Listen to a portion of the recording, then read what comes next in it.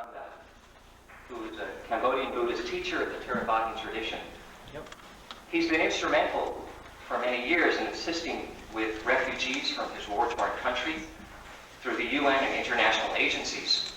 He recently met with Pope John Paul to communicate the plight of Cambodian refugees and the cause of world peace.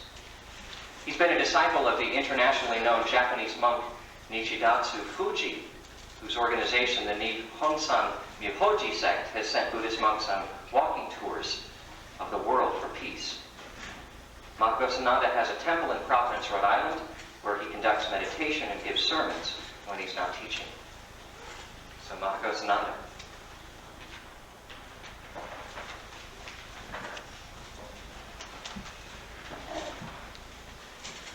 Brother and sister, our country of Cambodia has been greatly torn by strife, death and starvation. Our people have turned on each other, and brother fight brother. And the whole world supply our people with guns to kill each other. Now our people are brought to their one common element, to our one common life, to the middle path of the Dharma. There are no other path left now. Along the way, first we seek to awaken the Buddha nature, even the Christ nature, the burning love of Christ of each of our people. Second, we seek to awaken the non-violent nature of our people, of all our people, because war and gun and fighting has caused only terrible suffering. It is time for peace now, and time for a non-violent resolution of our problems. Third, we seek to rebuild the Sangha, the Buddhist Sangha, Buddhist community of Cambodia. We encourage monks, bhikshu and bhikshuni in temple to grow all over the world as well as in Cambodia. Fourth, we seek to rebuild bridge between our people, no matter how grave the difference among us. We are united by our own Buddha nature, so we will journey each step will build a bridge of unity, of understanding and of peace. We will journey to Cambodia and to every corner of the world where there are Cambodians, and each step is a prayer, each step is a bridge. And our journey, our pilgrimage is one with all the world religions and all religious leaders. We need your help in prayer and in meditation, so that the vibration of peace will go to Cambodia and to the whole world. And we need your material and spiritual help also, so that we may continue the Dhamma Yatra, the journey with the Dharma of the Buddha, for healing and peace. Thank you.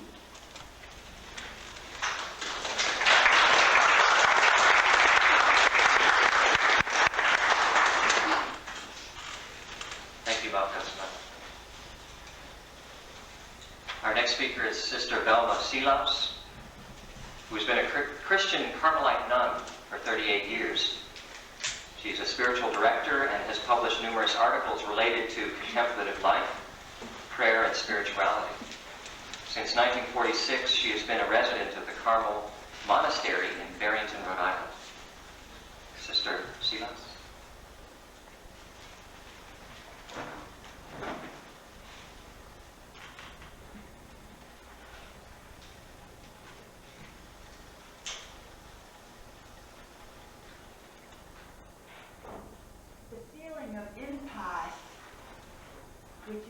much a part of our world today. People feeling that they have come to a place in their life where there's no way out. They feel imprisoned, hopeless. Suggests to me that we are at a moment in our human history which is like a global dark night. And I feel that each of our respective religious traditions has something to say to this. Dark night is a symbol which is found, I think, in many of our religious traditions. And for myself as a Carmelite, I believe that someone like John of the Cross, who relates very much to this image and concept of dark night in his own spiritual life and in the life of individual persons, who has much to say to this, can be reinterpreted to help people today find new meaning in their experience, so that from hopelessness, a new energy is created within in their ability, as it were, to redescribe their experience. And so I myself am very involved in working towards a new hermeneutic of John of the Cross's mystical teaching in order that it may be more accessible to people today. And in doing so, I have found that as persons, as I said, are able to redescribe, to understand in a deeper way what they are going through, that experience of hopelessness and impasse within the context of this mystical tradition, that a new vision is opened up for them. And our world being in this state of impasse, the solutions to problems of the past no longer work. The American dream of hard work and analyzing the problem and finding a solution, in so many instances doesn't work. It hasn't solved our economic crisis. It hasn't solved our ecology problems and the rest that are all so well known. And I would like to suggest that each of our mystical traditions has something to offer here in helping not only individual persons in their own dark night, but in the societal dark night that we are experiencing, that in this area there can be a real breakthrough. And the other point I would like to make in regard to contemporary problems would be the problems among the churches themselves, the conflict that is written on every page of human history. And in the recent past, I've had the opportunity to spend 3 months in Israel as a resource person at the Hope Center for Interfaith Understanding. And my experience there in discovering the bonds of friendship that has emerged as a result of the kind of work that happens, the type of contemplative reflection that happens among the persons who come there, Jewish, Christian, and Muslim, and the bonds of friendship that have emerged, not through coming to doctrinal understanding or that kind of thing, but through to understanding among persons, has developed bonds of friendship which will, given the long history of animosity, say, between Arabs and Jewish persons, between Christians and Jews, and so forth, is quite remarkable. And I've also experienced that here in the States, where ecumenical endeavor has been on the level of contemplative relatedness to one another, rather than on theological reflection, which is also necessary.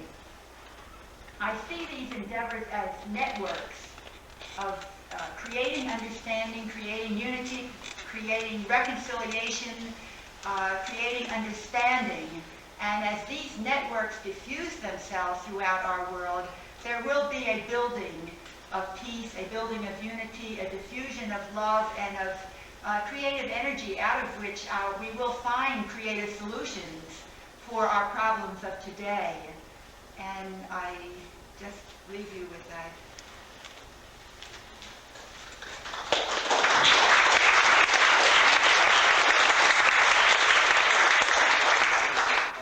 Thank you, Sister.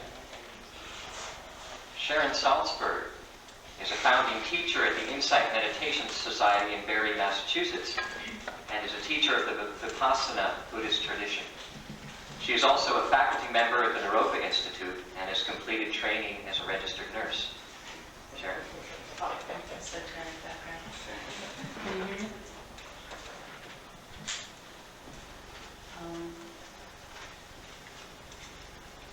As I was contemplating over the last several days this question, had a fair amount of difficulty in trying to think about what to say. I went out to dinner the other night with some friends, and I turned to the friend sitting next to me, and I said, well, what do you think the problems are of the nuclear age? And how do you think we might solve them?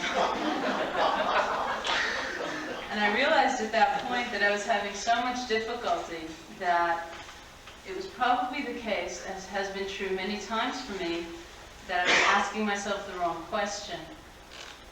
That when I found myself in situations where I have not been able to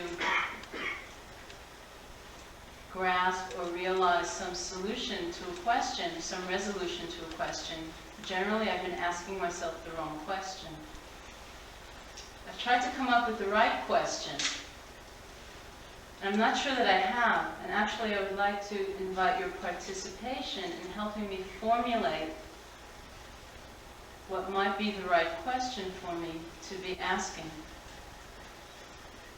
It reminded me of the time when I had first returned from India, where I did most of my intensive meditation practice. And I began teaching, and as I was traveling around the country teaching intensive meditation retreats, many people would come up to us and ask us, what could the situation be like in India for there to be so many saints, for there to have been the Buddha and so many great religious teachers, and yet for there to be so much suffering, so much poverty, so much disease and ignorance and animosity between people? How can these two realities possibly coexist? And at the time, before we had met Sansani, and we didn't understand the wisdom of saying, I don't know.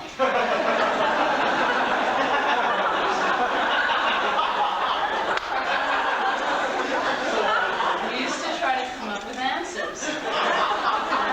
We used to say things like, well, you know, it was a long time ago, 2,000 years ago. And, you know, a lot of people undergo spiritual aspirations there, but they don't really practice. It's not a living, heartfelt reality for them. It's just something that's kind of a context into which they were born, so it's not very real.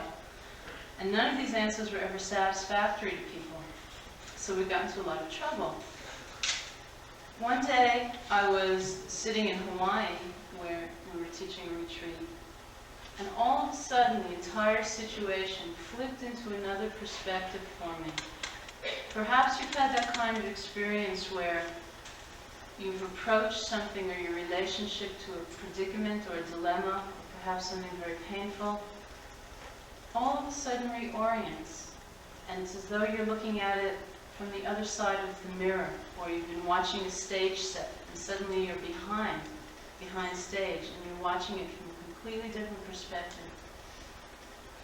What happened to me around that question as I was sitting in Hawaii was, I had this image or this vision of a possibility that all of the people whom I had seen in India with leprosy and terrible diseases and horrible poverty and starvation were perhaps in fact bodhisattvas that had been born on this earth to demonstrate and exemplify one potential reality of human existence. That it was a gift on their parts. It was their service to be in that form, living those lives. Because it illuminated for us some aspect of life that we would much rather deny or ignore. Of course, I don't know if that's true in any way. But it was an amazing experience to have a complete reorientation around the problem, or around the question. And I felt a little bit like that in contemplating this question. That there was perhaps a completely different way of viewing it. More in the nature of, what is the essential thing I must learn from what is happening in my world, in the world around me? What is that crucial question, or that one teaching that is possible for me here? And I don't know. See, I did learn that.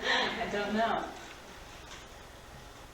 But it has seemed very important in the last several days to me to move more in that direction. Many times we've had the experience, probably all of us, of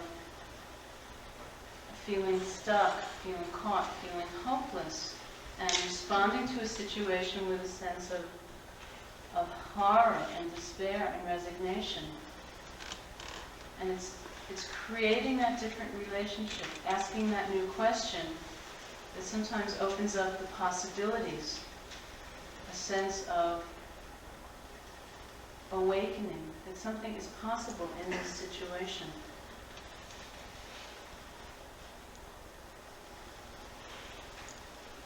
When we think about the kind of suffering that is involved, potentially,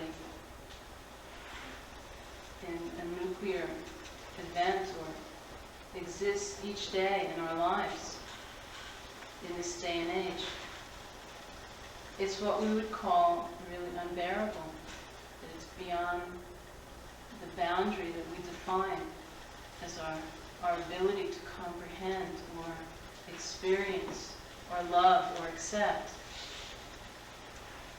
So my sense is that the answer has something to do with that, although since I haven't yet quite formulated the question, it's difficult to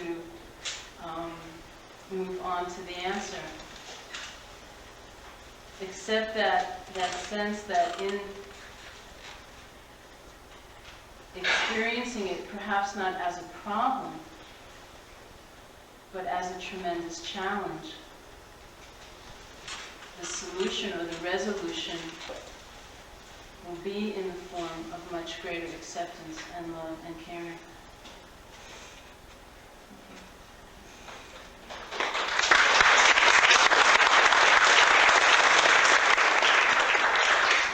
Thank you, Sharon.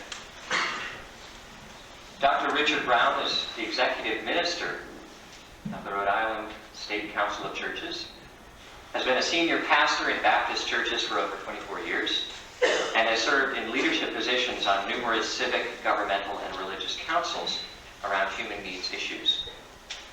His current responsibilities include the Rhode Island Governor's Advisory Council, the Samaritans, the executive committees of the Rhode Island Coalition Against Bigotry, and Interfaith Healthcare Ministries.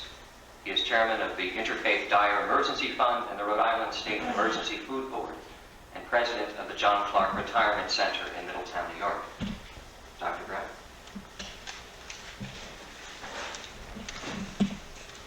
About 2.5 weeks ago, I sat down one evening to begin to do some thinking about the assignment that had been given to me. As I usually do in a situation like that, I take a clipboard with legal-size lined paper in which to scribble, in which to put down whatever happens to be, however I happen to be reacting to that which I'm trying to formulate. I wrote down the question that had been given to us. What are the problems of the nuclear age that you think we must solve, and how? I made 2 columns. On one column I headed, what are the problems? At the head of the second column I wrote down, solution. Within a very short period of time, I had listed what I believed to be the problem. I have found through the years that I'm very good at identifying problems, as long as you don't ask me to solve them. I like someone else to do that. The question, a very general one, and I came up with such answers as hunger, alienation, sickness, double standard among races, the lack of freedom in so many parts of the world, and my list went on and on. Up until just a few nights ago, I had nothing written in the other column. I wasn't sure whether I should call Maguk and say, I'm sorry, find someone else, or would you like me to just deal with the problem? However, that seemed like a cop-out on my own part. And then I began to do some self-searching. If my mother were here and were to talk about me, she would tell you that I came into the world kicking and screaming, and she should know. And in one way or another since that time, I guess I have been doing kicking and screaming about things which have bothered me. And through the years, I discovered, as I really tried to deal with this question that is given to all of us to at least begin to think about, two things came to mind, which perhaps at least belong in the column of the solution, although certainly not the full solution.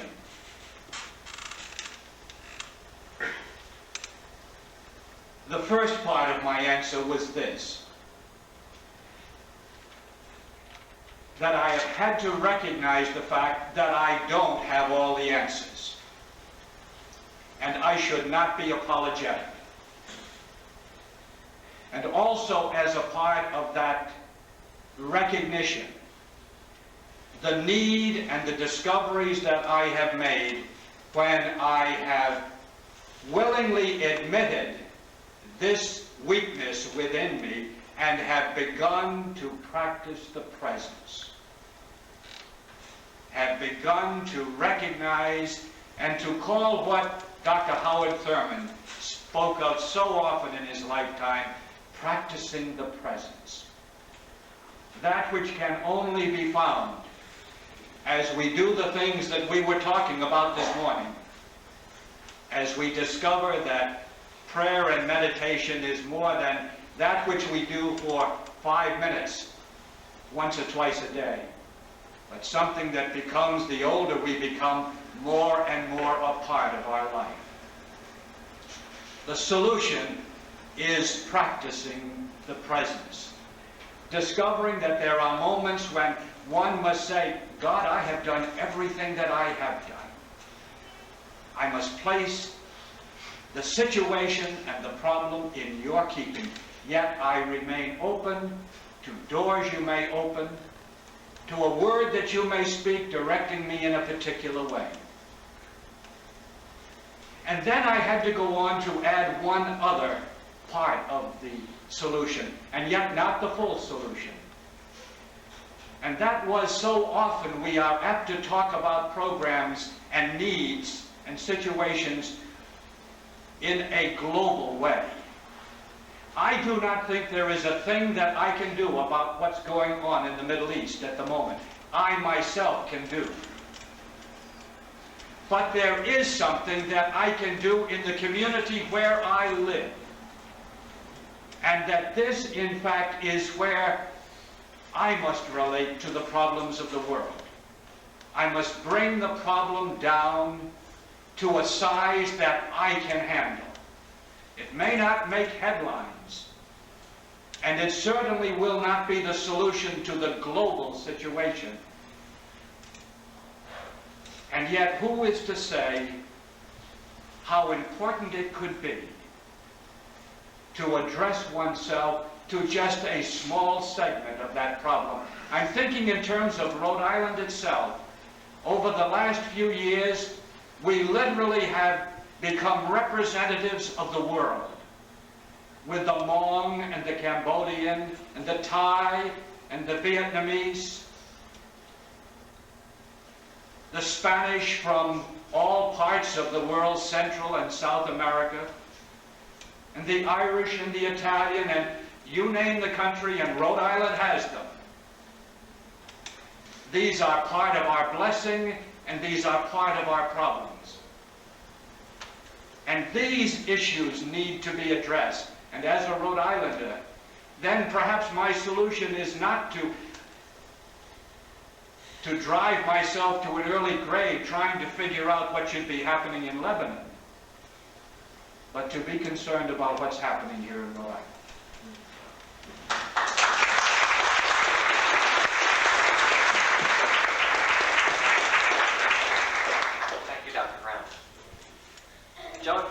class is a woman with an extraordinary wealth of experience and expertise. She's a published author, anthropologist, international lecturer, teacher of religion, medical anthropology. She's presently teaching in Europe, Mexico, and America, and is director of the Ojai Foundation, where she has drawn together scientists, scholars, and spiritual teachers from every continent into a crucible of learning. Joe. Sorry. Now let's see if I can live down that description. In 5 minutes, this is what I consider to be a tough assignment. What are the problems of the nuclear age? One immediately turns to one's training in Buddhism and goes, well, the problems are desire, aversion, ignorance, pride, and jealousy. Because much can be said about these problems. These are problems which have plagued humankind since we awakened from our so-called animal nature. And they are very profound problems. And practice and everything that we do to awaken from these poisons, everything is the subject of this gathering together circle. There's another subject of this gathering together circle, and that is war and warriorship. And it's very interesting to go back to the origins of things. In our own language, the word war comes from the Old English, were, which means confusion. Interestingly enough, as an anthropologist, I'm one who looks at metaphor and at reversals. If we look in spiritual traditions across the world, from old high culture and primitive culture, we come to a very interesting conclusion, that the role of the warrior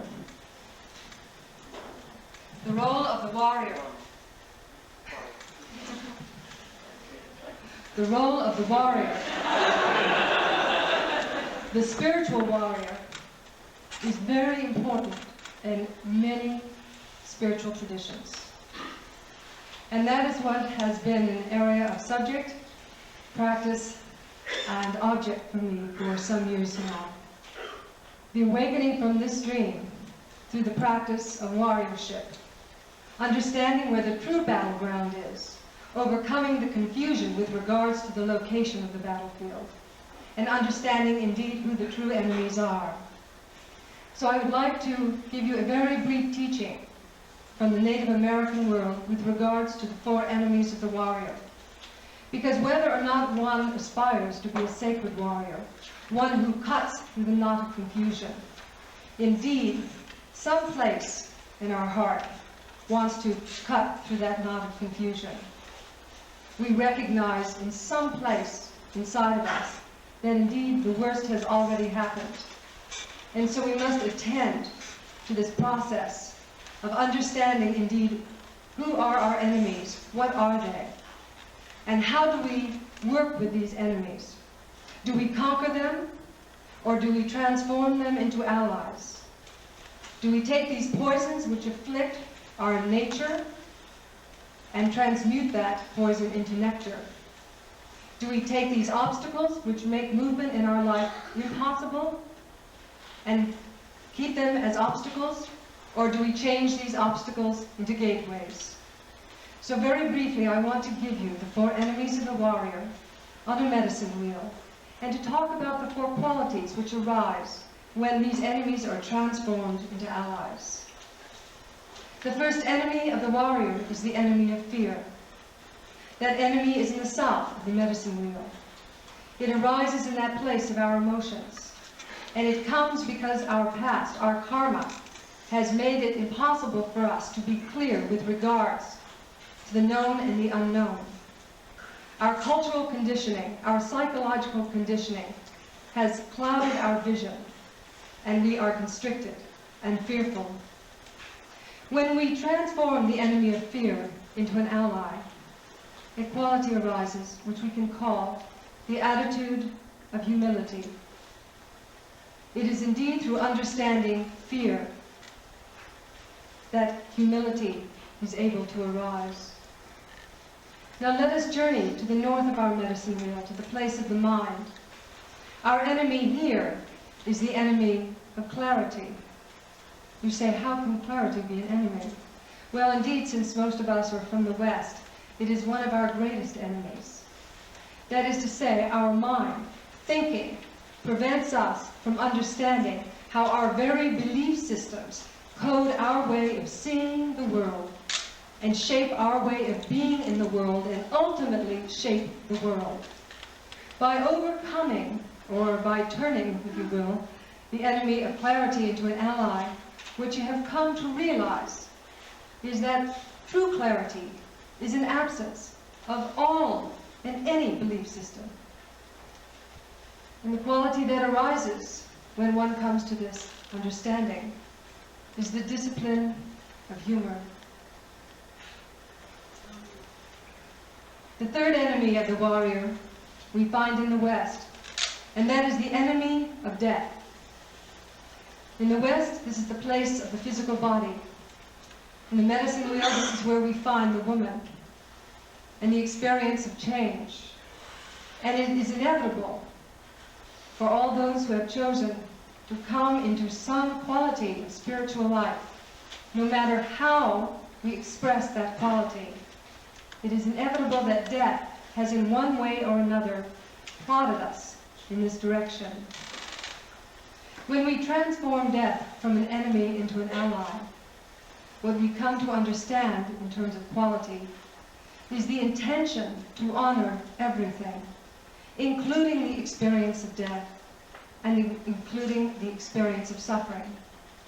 Not to exclude this from life. As my mentor and teacher, Joseph Campbell, once said to me, death is the ornament of life. And we proceed now to the east of our medicine wheel. And there we have the symbol of the sun, the symbol that represents illumination, eternally awakened consciousness. And what enemy dances in the east? It is the enemy of power. And when we, through practice, when through ceremony, come to understand the enemy of power and transform this enemy into an ally, what quality arises? It is the responsibility of harmony. That is to say, all of us, in every act we perform, every thought that we think, every word that we utter, body, speech, and mind, is always in the direction of greater and greater harmony.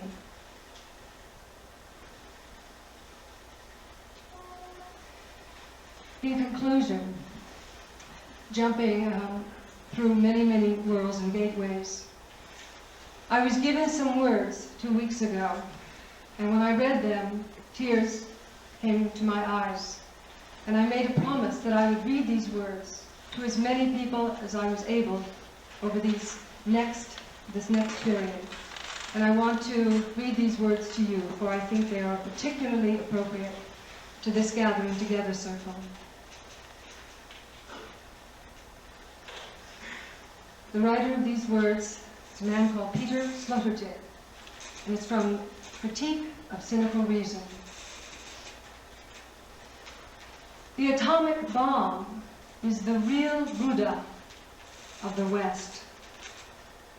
A perfect, detached, sovereign apparatus. Unmoving, it rests in its silo, purest actuality and purest potentiality. It is the embodiment of cosmic energies and the human share in these. The highest accomplishment of the human race and its destroyer. The triumph of technical rationality and its dissolution into paranoia. Its repose and its irony are endless. It is the same to the bomb how it fulfills its mission, whether in silent waiting or as a cloud of fire. For it, the change of conditioned states does not count. As with the Buddha, all there is to say is said by its mere existence. It is not a bit more evil than reality, and not a hair more destructive than we are. It is not only our unfolding, but a material expression of our ways. It is already completely incarnate, while we, in comparison, are still divided. In the face of such an instrument, great listening is called for, rather than strategic considerations. The bomb requires from us neither struggle nor resignation, but experience of ourselves. We are it.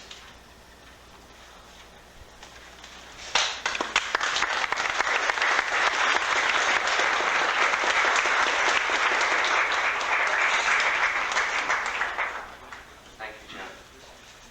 Now is a time of questions and answers. If you have questions you would like to ask, please feel free.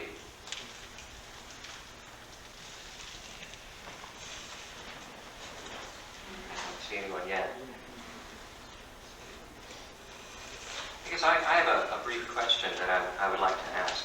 It seemed as though a theme came up during our talks, your talks, about hope and hopelessness. I wanted to ask whether you felt that in this country and throughout the world, this dread is causing numbness, or if it is causing some sort of reawakening, the sparks of which you see might form into some sort of movement for change. Anyone? Sister?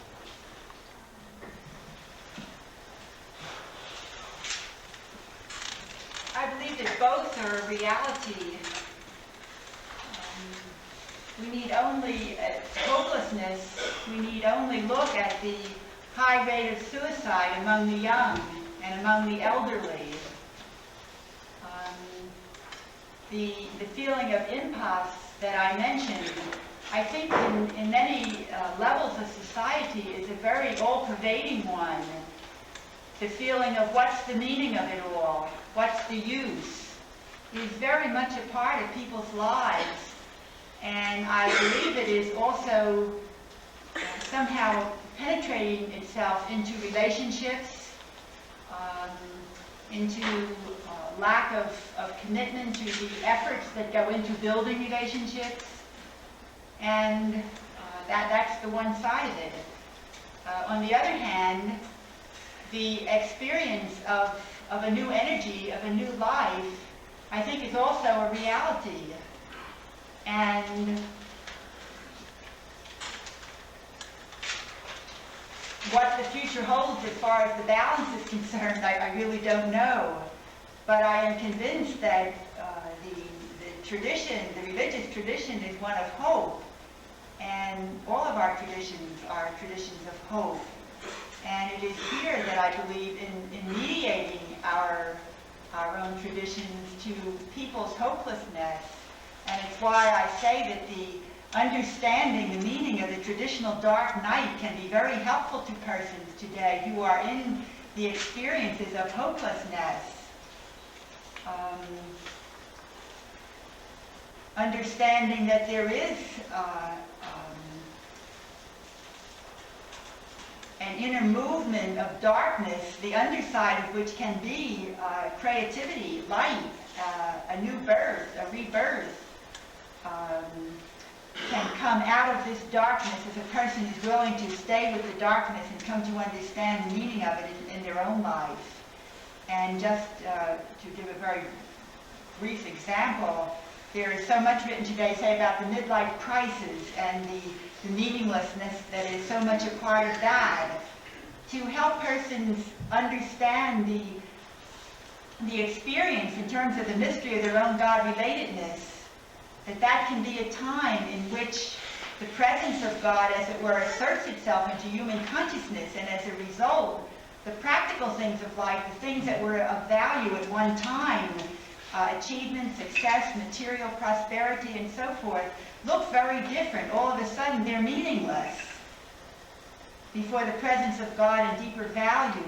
And so a whole person's life is turned upside down. And if he or she does not relate to the spiritual dimension of this experience, it will face them again at a later time in life. Sometimes persons change professions or do something different at that time, but they don't address the experience. And so it is lost. But at another point in life, it comes back to confront them. And I think that's an example of hopelessness and hope at a place where they can come together and where there can be a new energizing, a new vision for life and meaning that can come within a person if they are helped and guided through the experience, helped to stay with the experience and come to the other side of darkness, which can be a new vision and a new hope. Standing within the context of Christianity, I see a tremendous searching, particularly among young people. There might be those who would say, well, young people are never satisfied with where they are. They want to find something else. There are some who are saying that young people who, for example, leave the Christian faith to find an expression and meaning in a faith which is different, are merely getting back at their parents for making them go to Sunday school when they were children. I'm not sure that you can answer the question with such observations as this. But what is happening, and the hopelessness or the searching that is going on today, says, at least to me, within the Christian faith, that we are being called upon to do a far better job of interpreting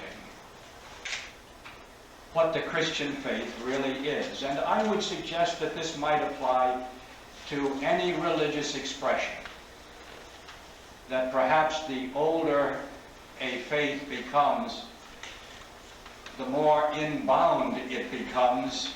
It uses expressions, it uses words, it uses terminology that does not speak to the next generation and does not take the time to reinterpret what things mean. I think among those who have chosen to leave the Christian faith, whether Catholic or Protestant, that it rests very much on, I really don't know what's going on, and no one has taken the time to really clue them in as to what it's all about. Well, I just want to say that I imagine that at least half of the people in this room originally came into this room in the sense of into a spiritual environment precisely because they were without hope and they were seeking meaning in their lives. And it is very typically the Western experience where our foundation of a sacred view and mythology, which gives a texture to that sacred view, has ceased to be apparent to us. And so we seek not only for a new Christianity, but also in other religious traditions, in a quest for meaning. And it's a very powerful situation. So as an anthropologist, when I look at my situation and the situation of people who are like me, but maybe who don't feel so hopeful, I look at their enemy, their sense of desperation and separation, and there's something in me that goes, maybe if they have one jot more, they will see the light. The true light, not the light of delusion. So it is very exciting at this moment. It is the worst. I say the warrior recognizes the worst has already happened and wakened up to the warrior's job to cut the knot of confusion. And it's a very critical moment of awakening from the dream, precisely. There's a lot to be said about hopelessness, and I myself honor it profoundly within the Western cultural experience because I believe it heralds an awakening. Are there any questions? Yes. I'd like to hear what Achan has to say about the nature of hope, given the experience of the Cambodian people. Not an abstract experience at all, but a very direct one. In Kosananda, so many of the countries, men and women have been slaughtered in this great tragedy And yet, you do seem to move through this with hope. And often I've wondered, in a very direct way, what is the source of your hopefulness here? Most of us, I think, would have given up long ago. Has everyone heard the question?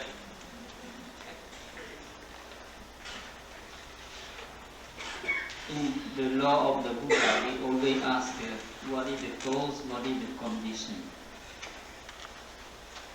Có về tu có phải chịu in the language of the Buddha.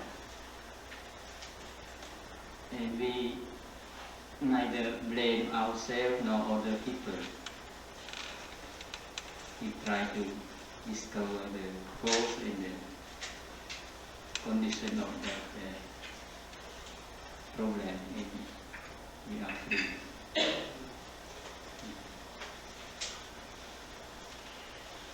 When the cause and the condition of war is the greediness, anger, and ignorance. The cause and condition of peace is the generosity, loving kindness, and wisdom.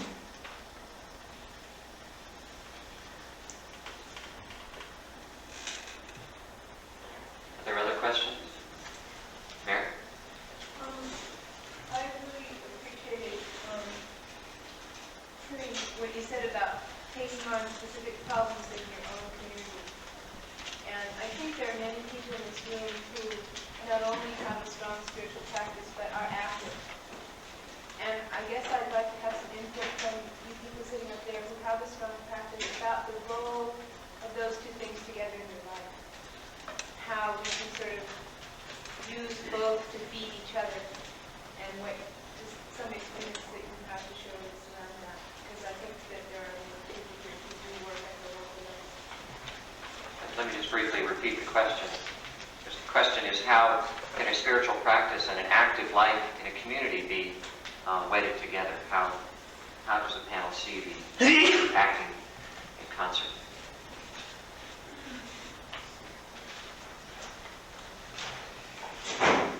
It would be difficult for me, in the light of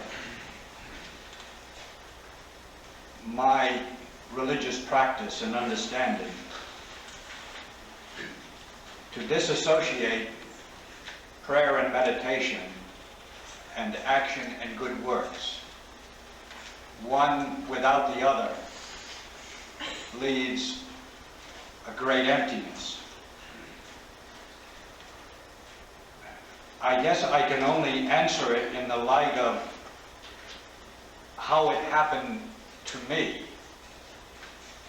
And that was in becoming aware of what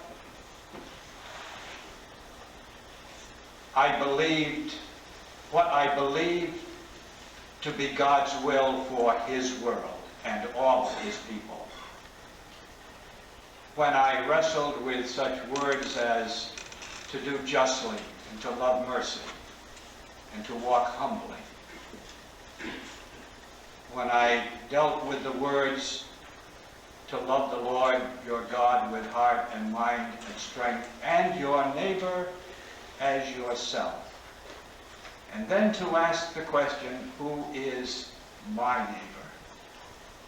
Where does he stand or she stand in need? What does it mean for me, within the parameters that I move, within the course of a day? What does it mean for me to live justly? To take the great general statements and to bring them down to the most personal level. What do they mean to me? What are they saying to me? Anyone else? Any other questions? Well, actually, I want to play the devil's advocate. Let's get some juice going here. Opposite point of view, and that has to do with what Rinpoche talked about earlier, motivation. There's a way in which we can prioritize our life so that our spiritual training, which creates the foundation for pure motivation or correct motivation, can be realized. Or there's a way that we can desperately try to save 450 billion people and trash ourselves and almost everyone else we come in contact with along the way. So it's a very, in my experience as someone who was against the war in Vietnam and against a lot of issues related to the violation of human rights, and was politically involved in my 20s and early 30s, it became very, very clear to me at a certain point. I read a little book by Krishnamurti saying the only revolution is the revolution within. And I suddenly got a big pinch, rather painful, and I went, well, wait a minute. It seems like I haven't really done my homework. My motivation is not exact. What am I doing anyway? I'm trying to save the world. In the meantime, I really don't know what I'm doing. I don't have the skillful means. I don't have compassion truly developed. And I don't have discriminating wisdom. I don't have that basic method wisdom combination which makes it possible to be truly effective in the outside world. So in terms of my own history, I think I did it sort of backwards, but I think a lot of us did it backwards. That is to say, we've attended to all kinds of human rights things, saving this, this oppressed individual or this oppressed group, helping starving people. Well, we've not attended to our own experience of oppression, our own experience of starvation, and we've sacrificed on a level which has made our giving conditional. So I think it's just almost inevitable. For example, our elder and wisdom master here is in the tradition of the solitary realizer, and is a great proponent of peace, not only by his presence in the world, but also by his action in the world.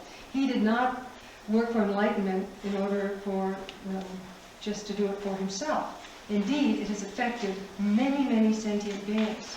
And ultimately, if we do not have the motivation of the Bodhisattva truly developed within us, I think it's our priorities are slightly disordered. And I think there's quite a bit of disorderliness in the whole field of service. Ivan Illich writes brilliantly about this, and many people, of course, have talked about it.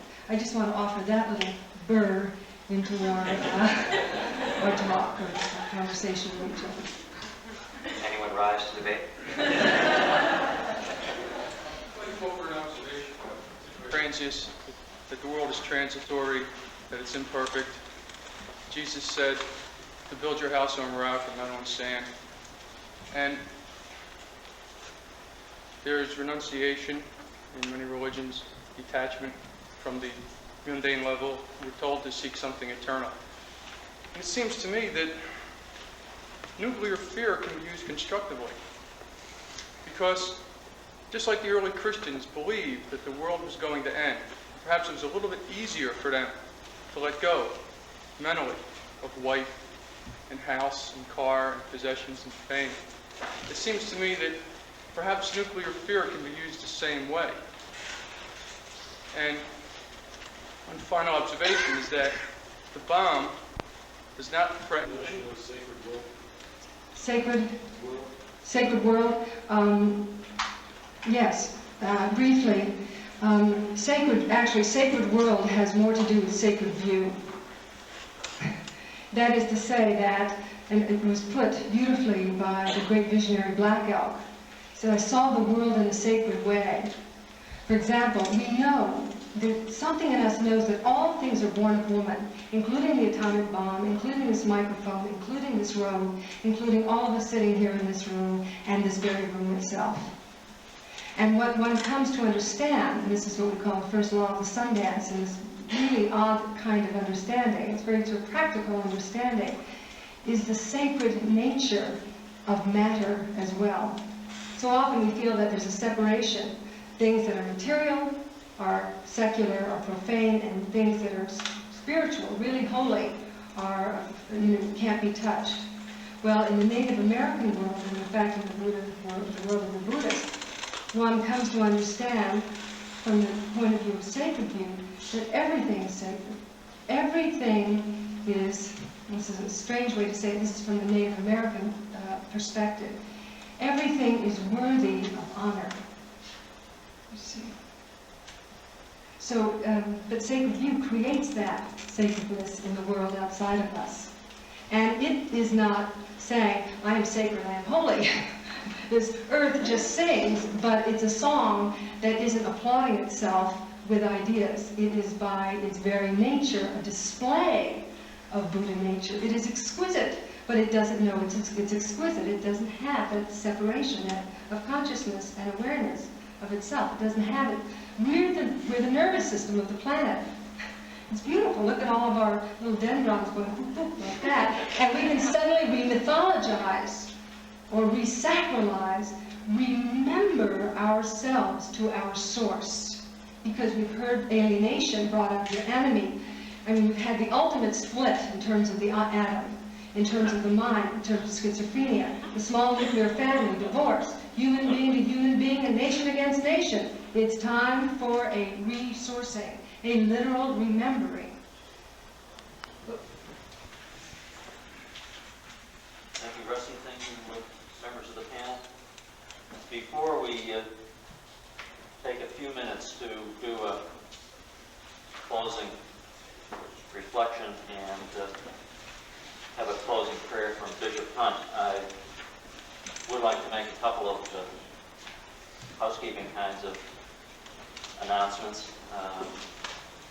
This evening at 6:30, there will be a celebration of the Buddha's birthday that will be held in this room, and the family of the Providence Zen Center would like to invite those of you who would like to participate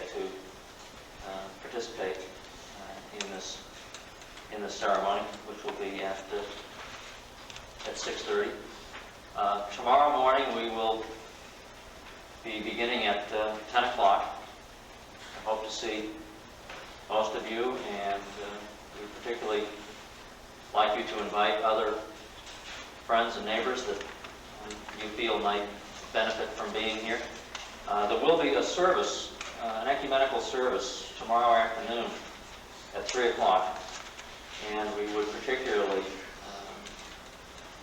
like you to invite others who might not be able to come to the morning sessions to come and participate in that service at 3.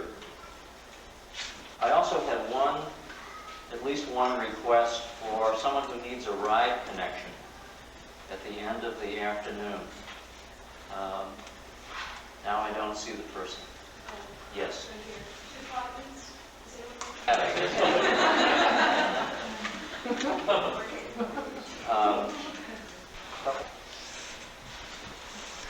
To lead us in a closing prayer. Bishop Hunt.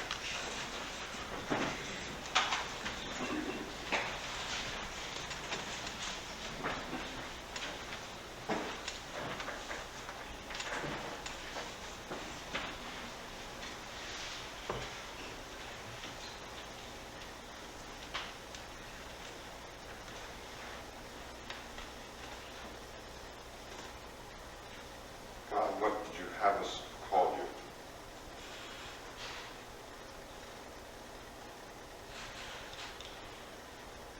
And for what would you have us pray?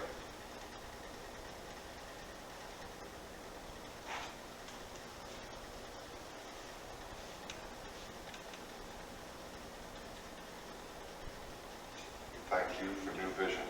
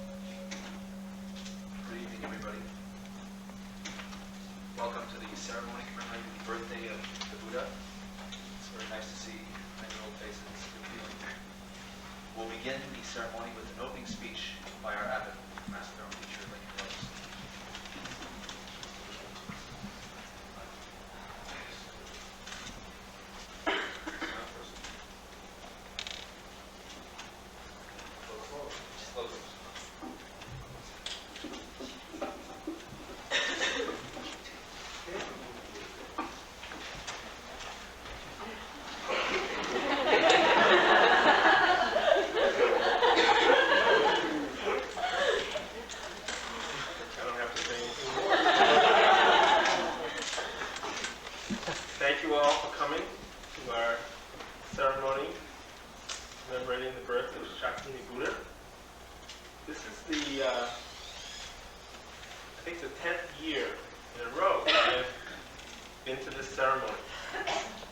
And for most of those years, I thought we were coming to celebrate the birthdays of Shakyamuni Buddha. Gentleman up there. But we're not. We're coming to celebrate someone else's birthday.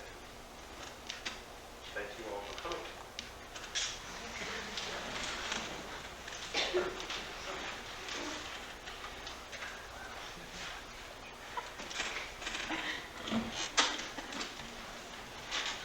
Please stand.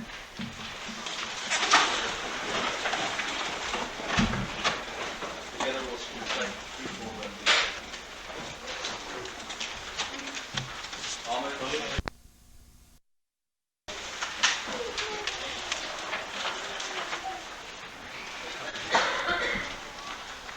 For our next event, we have something very unusual, something very new. You'll love it. I'll begin by moving the table backwards. The new thing that we have is the children of our Sangha will participate in this Buddha's birthday ceremony by offering flowers. They will come up with their parents or by themselves. See how it works out. They'll offer flowers to the Buddha.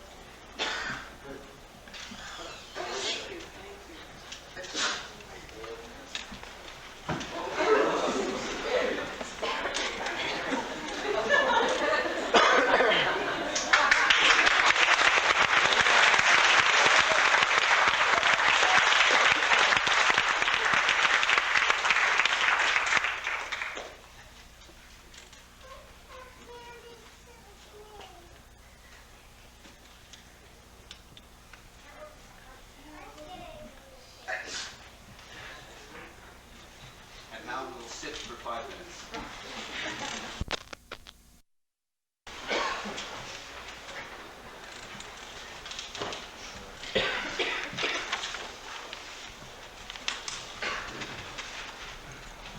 Our first speaker is from the Dhammasat Temple in Hawaii, honored guest Dr. Choi.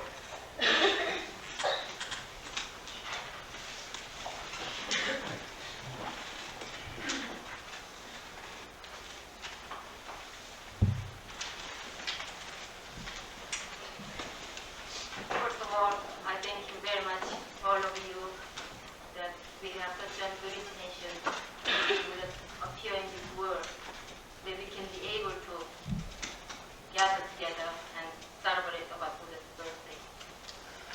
Before I go on my speech, I would like to make some parable for you. True nature, Buddha has 3 sons. One son named called Buddha. The other son named called Dharma. The other number 3rd son named called Sangha. First son, Father Tanhin, says, all you do, you just keep on polishing. Second son, he tells him, all you do, you just keep on rolling.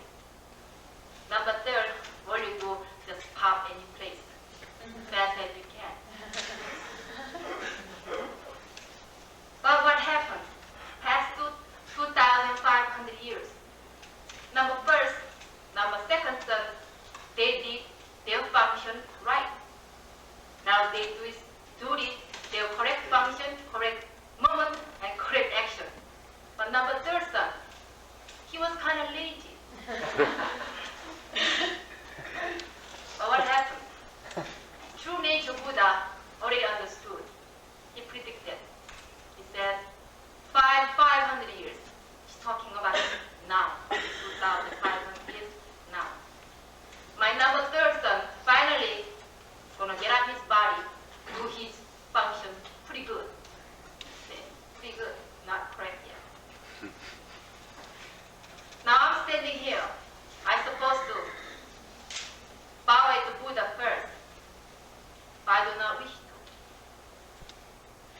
example, if there is lots of pearl, maybe it can be hundreds of pounds.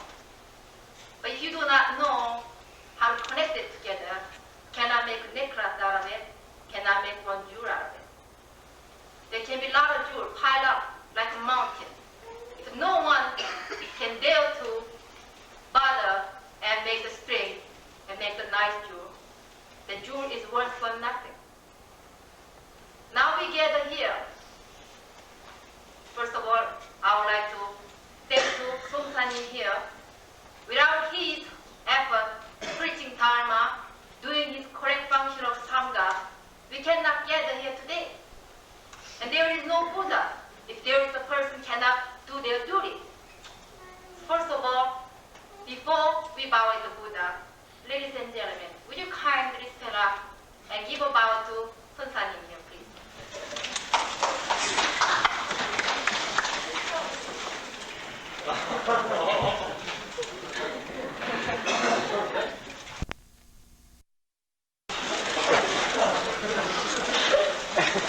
I only make people work hard from this day morning.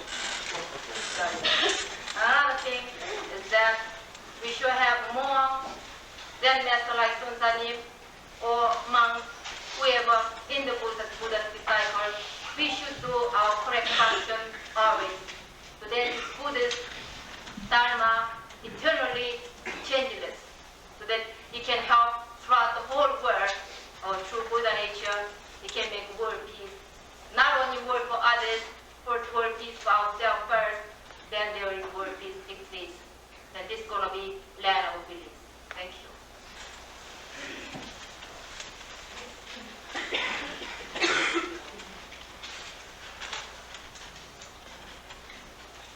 Our next speaker is from Sonoma, California. Jakusho Kwan Sensei.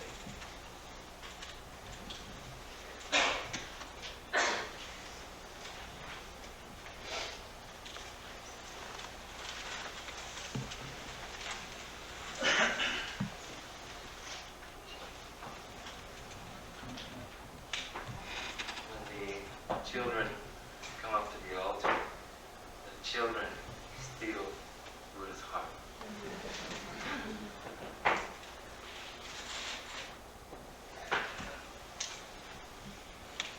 And you know the story of Buddha when he was born. As a child, he stepped with 7 steps in the 4 directions. And he raised up his finger, and he raised the other finger down, pointing down. And he said, I alone am the world honored one. That means he awakened to his true peace, true nature. No thinking.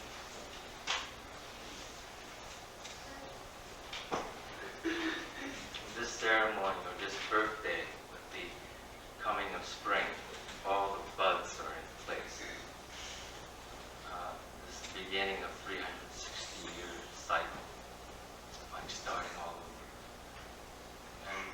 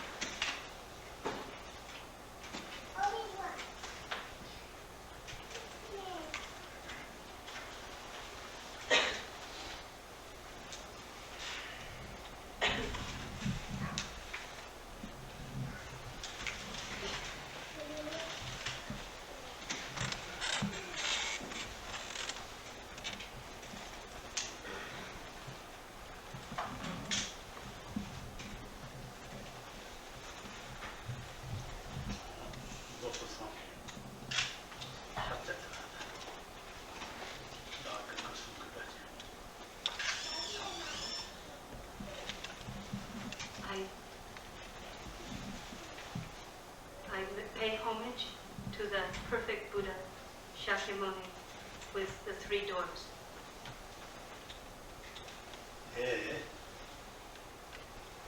Buddha Sanjay Checker Students over there. Correct Sanjay depends on my day. Cover Tomlinson is also Tomlinson the division. Talmud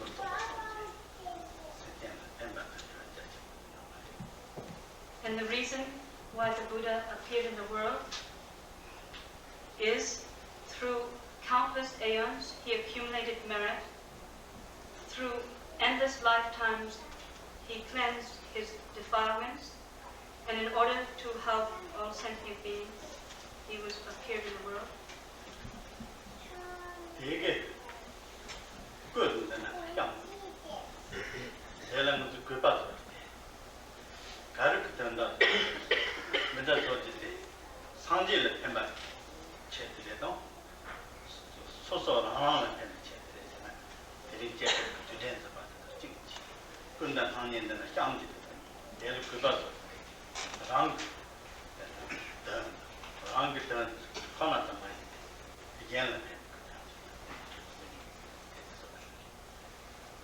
And why do we erect this statue of the Buddha in order to pay devotion? Is it in order to help the Buddha, or is it in order to help different individuals? And the reason for erecting this statue of the Buddha is in order to benefit different beings.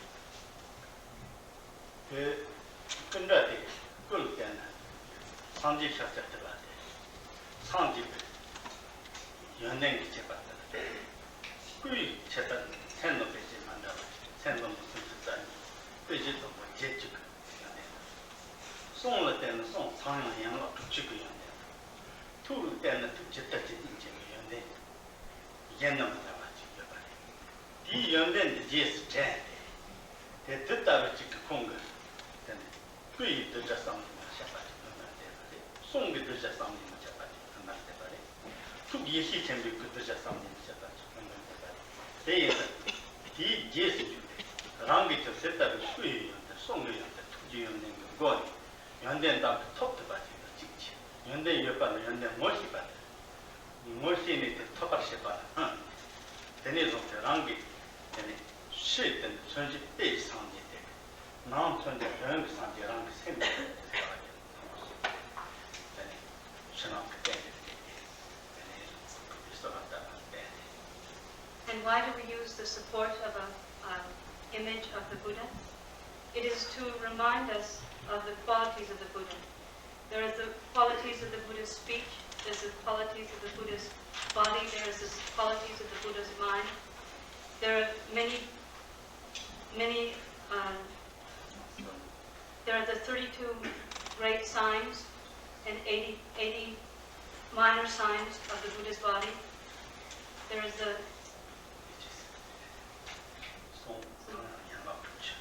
there are the 74 branch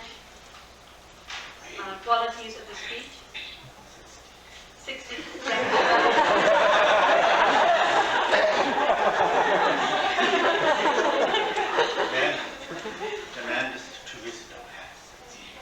and the 92 wisdoms.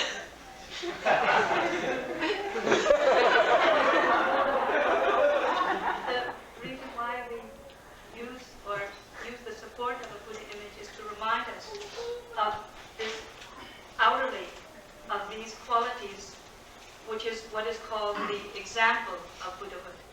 To remind us of the real reason, which is the inner Buddhahood, one's own self-nature.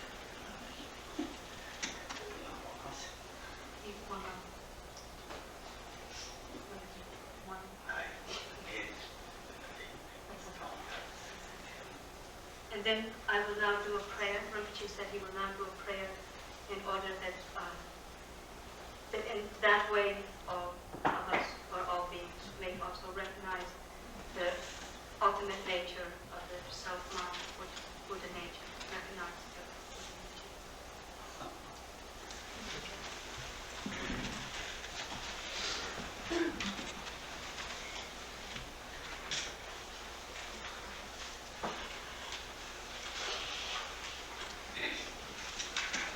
Our next speaker is Joan Halifax of the Ojai Foundation.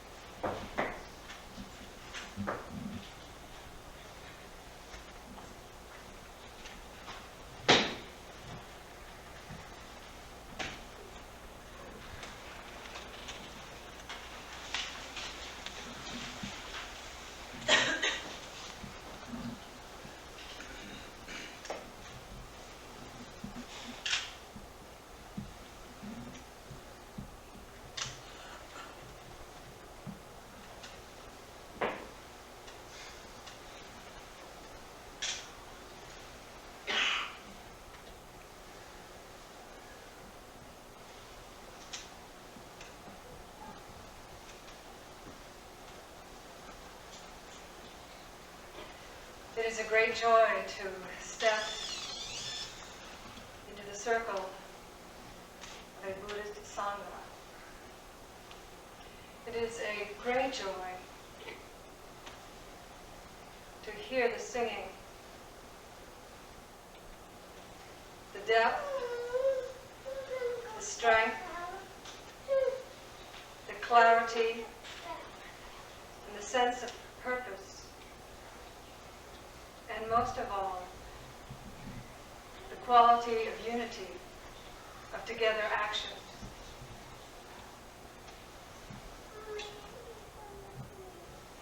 These aspects are all inflections of compassion.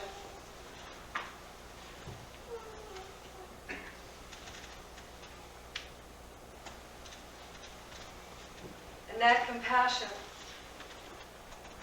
resonates in the hearts and minds, not only of all those assembled here, but far beyond the circle.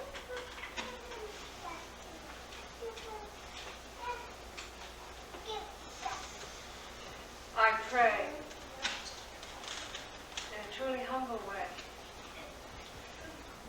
that I and that each of us, when we step away from this great hall and this gathering,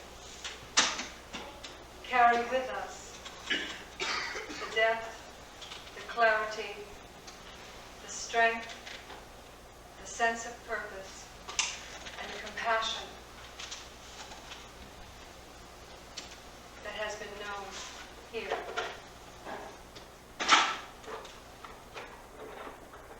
I want to honor my teacher Sansani,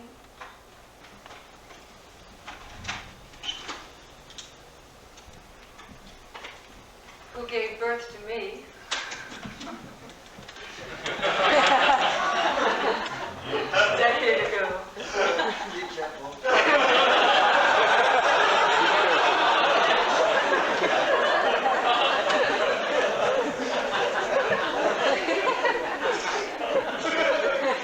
Look who's talking, Sansani. My beloved teacher, Chandi Tulku Rinpoche, another great motherly being who has shown me aspects of compassion and of joy which have touched my heart deeply. And my dear friend, Kwang Sensei, and his wife Laura, whom I wish to honor tonight most specifically. For these men and women, like many of the men and women here, are great teachers and are living treasures. And though not very old in years, are lineage holders. And they are precious treasures, truly precious treasures. And as one who moves about in the world a great deal, I cannot tell you how lucky we are tonight to have these great teachers in our presence. Their clear mirrors allow us to see our true self-nature. And I love them as I love my own mother.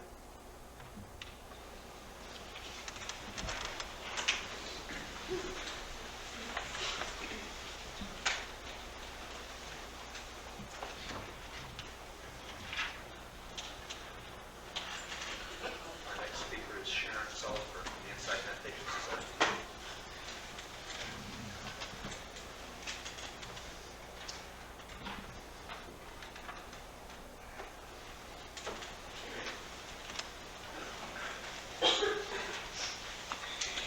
In the Theravada tradition of Buddhism, Buddha's birthday is in the full moon of May. So I spent today thinking, Buddha's birthday? Is it the Buddha's birthday? And of course, it is the Buddha's birthday. In celebrating this day and this moment, we celebrate the perfection of freedom. We celebrate the freedom that is unbounded and uncontained, and that cannot be given or taken away. We celebrate the freedom that is perfect love, that we have touched and that has touched us. Coming into this Sangha, into this union. And so I'd like to thank you. Thank you.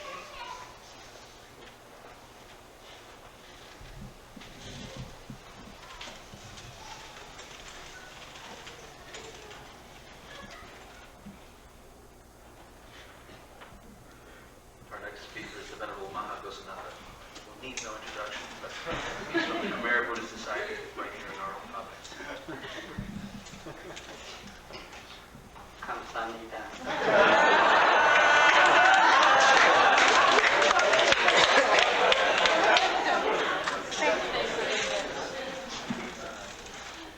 Sukho buddhasa uppado sukha sanghasa samagi samaganang tapo sukho. Sukho buddhasa uppado. Happy is the birth of the Buddha. Sukha sadharma desana. Happy is the preaching of the Dharma. Sukha sanghasa samagi. Happy is the unity of the Sangha. Samaganam tapo sukho. The practice of the united Sangha will give happiness to the whole world.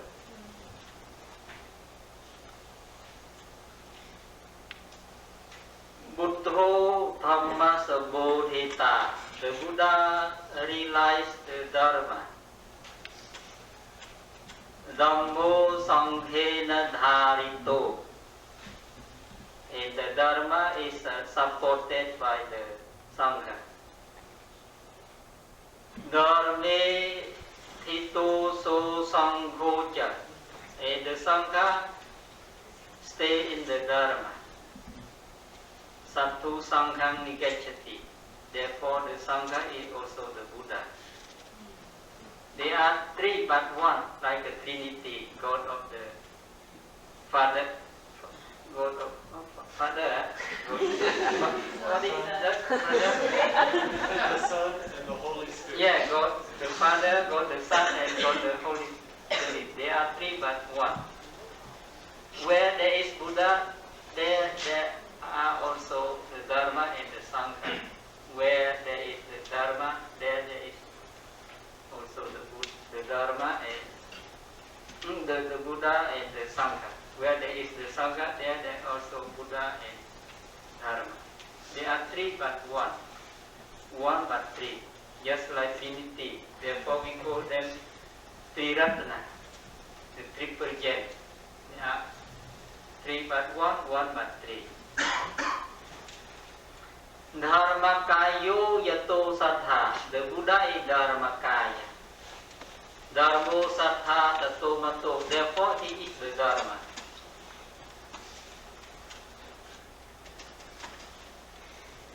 Dharme Hito So Sanghoja Satu Sanghang Nigachati. And the Sangha put the Dharma into practice and he become one with the Buddha and with the Dharma. Therefore, he is also the Buddha. The Sangha is also the Buddha. They become one become three.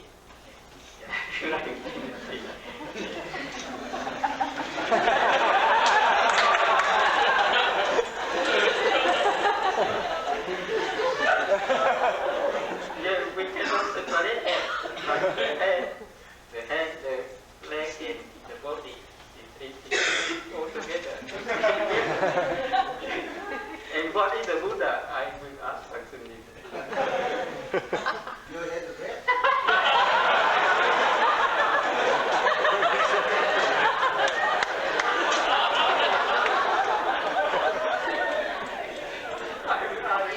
What is the Dharma?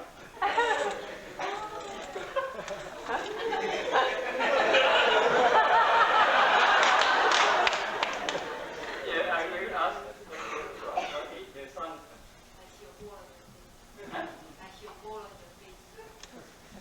What is that?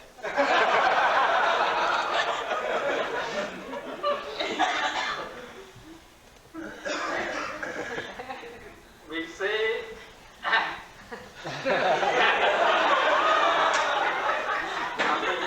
Apinyatang bhavitapang chabhavitang pahatapang pahainame tasma buddho me brahmana.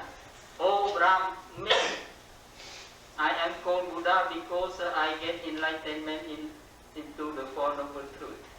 Therefore, the Buddha is the enlightenment into the Four Noble Truths. Yeah, that is the Buddha. And what is the Dharma? Rinpoche cannot also don't know go straight.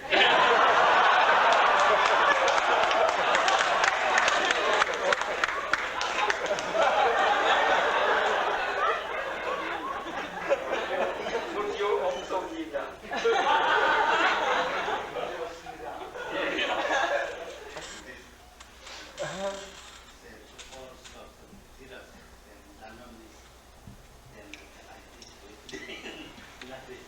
Dharma means everything. I just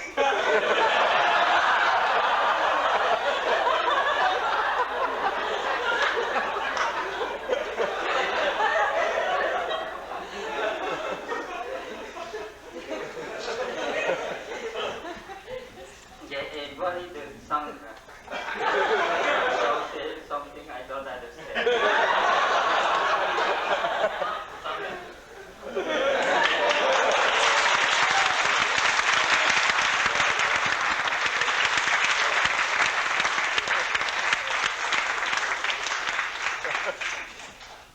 The Sangha is the purity of you, that is correct you, correct practice. That is the Sangha. And we say Buddha Puja Mahatejo. If we pay homage to the Buddha, we will get 5 power. Dharma Teja, the power of Dharma. Shiva Teja, the power of virtue. Guna Teja, the power of good quality. And Punya Teja, the power of merit. And Panya Teja, the power of wisdom. The Puja Mahatejo. We pay homage to the Buddha, we get many power, beginning with this 5 power. And Dhamma Puja Mahapanya. If we pay homage to the Dharma, we will get 55 greatest wisdom. And Sangha Puja Mahadhanam. If we make homage to the Sangha, then we will get many riches. We become very rich, materially and spiritually. Spiritually we have 7 riches. Siladhana, that is the riches of, we are rich of morality. And Sadhadanang, we are rich of faith. And Heritanang, we are rich of moral shame. And Ottapadhanang, we are rich of moral grace. In Suttadhanang, we are rich of wit of learning, of knowledge. In Jakadhanang, we are rich of generosity. In the last one, we are rich of Panyadhanang, of wisdom. That is Sangha Puja. And materially, we plenty of food. Yeah. No need to be afraid of hunger. Yeah, that is the Buddha, the Dharma, the Sangha.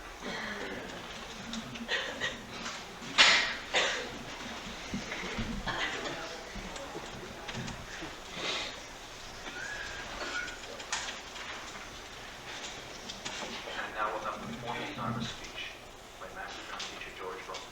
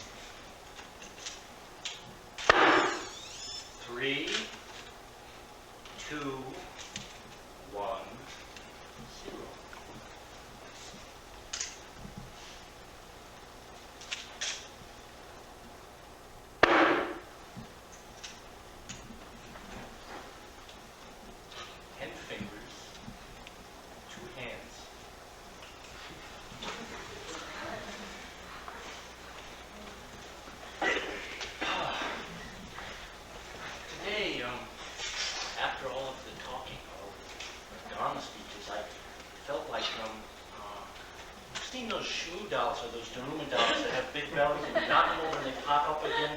Well, I felt like an upside down one with a big head, and I thought that I would land on my head and not be able to get up again. So I went for just a run through the woods, to be by myself and to clear my head so that I could hear all of you again. And I stopped and just lay down in the wet leaves to smell the smells of the sane and the solid earth. Looked up at the sky.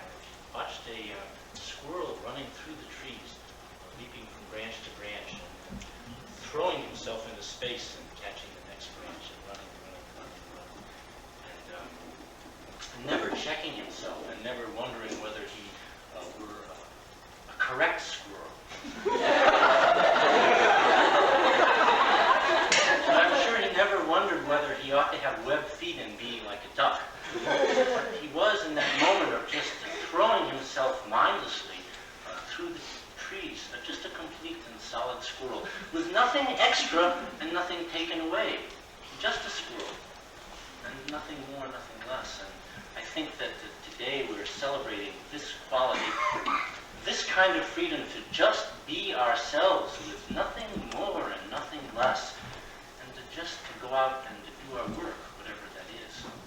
And it seems to be, for most of us, at least for me, the most difficult thing that we can possibly do, just this simple thing of being ourselves. The thing that we're celebrating today, Buddha's birthday. Because usually there is the way we are and the way we'd like to be. You know? Always things are, or at least often things are like that. There's the way things are and the way we'd like things to be, and there's a split or a crack in between the way things are and the way we want them to be, and a cold wind blows through that crack. And we're all real familiar with that wind, and it doesn't feel good. It hurts. Look around and see a lot of people suffering, continually wanting something or anything other than just to be with it. As Umun said, someone asked Umun, what is Dharma? Umun said, just be with it. Sometimes we need to go for a run and just be kind to ourselves. Anyway, tonight, I wanted to talk tonight about just talk about a formal koan. It's about rhinoceri. Rhinoceros. Plural is rhinoceri, I think. Anyway, it's the 91st case in Hekigan Roku, or the Blue Cliff Record. And it's called the Yan Kwan's Rhinoceros Fan. And although it took place really 1,000 years ago, the issues that it talks about are the issues that each one of us faces in our everyday life all the time. And trying to be husbands and wives and teachers and friends and carpenters, and to just do it completely without checking ourselves, without wondering, without doubt, without will, and all of those things that get in our way so that we can't just get on with it. Anyway, Yan Kwan asked his attendant,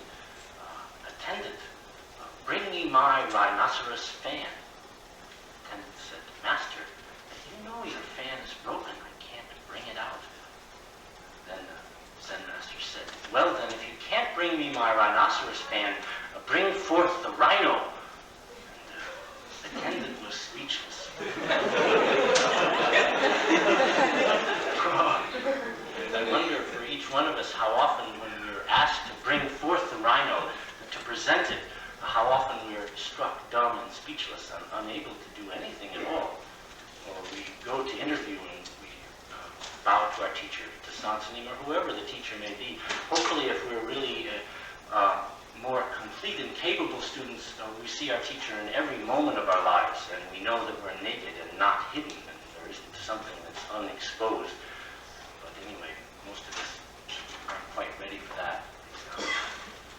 So a student was struck, or the attendant was struck speechless. He had nothing whatsoever to say when the teacher asked him to just bring it out, present your rhino, present yourself, be yourself and nothing else. So he couldn't do anything. And I wonder what kind of silence it was for this attendant. Maybe it was the silence of fearfulness and hiding and trying to cover up something. I don't know. Maybe it was that. Maybe it was the silence of anticipation, of waiting to say something. Or maybe it was just quiet and confusion and energy up and spaced out. Maybe it was that kind of quiet. Or maybe it was a deep, penetrating silence, the kind of silence that holds all experience. The kind of silence that we experience in moments when we're doing complete zazen or complete meditation, when in the hearing there's only what is heard and nothing else. And in the seeing there's only what is seen and nothing else. And in the thinking there's only what is thought and nothing else. And in the pain there's only pain and nothing else. Maybe it was that kind of silence that holds all experience, that's fathomless. Maybe. I don't know. Anyway, there were a number of other monks there at the time, so the master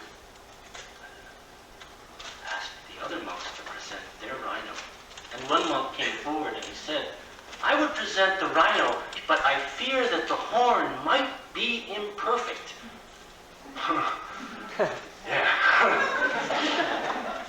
I do it, but it might not be quite good enough, huh? And then he retired, and the commentator, the guy who put together the Blue Cliff Records, said, sort of whispered under his breath, he's always making commentaries. He's kind of like the Howard Cosell. One of those people who just can't leave it alone. And one of the things I love so much about Sansanim is when he translated the Blue Cliff Record, he left all of that stuff out. It just was the bare bones, but anyway. So in the Japanese tradition, they call this guy Secho. In Chinese, they call him Sutu. Anyway, he whispered under his breath and said, but I want an imperfect one. It's real easy, to stand on the sidelines and to, comment on the fight, on the Dharma battle as it goes back and forth. If you give him a right hook, I would punch him in the belly. But if you're in that position yourself, sometimes it's not so easy. When you go for interview and Sansanim says, present your rhino, and nothing but a little squeak comes out.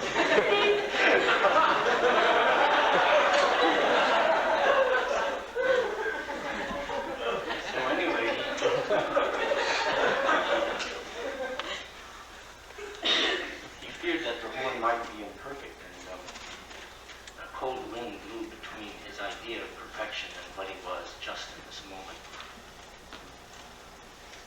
Anyway, next monk stepped forward and said, I would give you the rhino, I would present the rhino, but I fear that if I give it to you wholeheartedly, there'll be nothing left for me.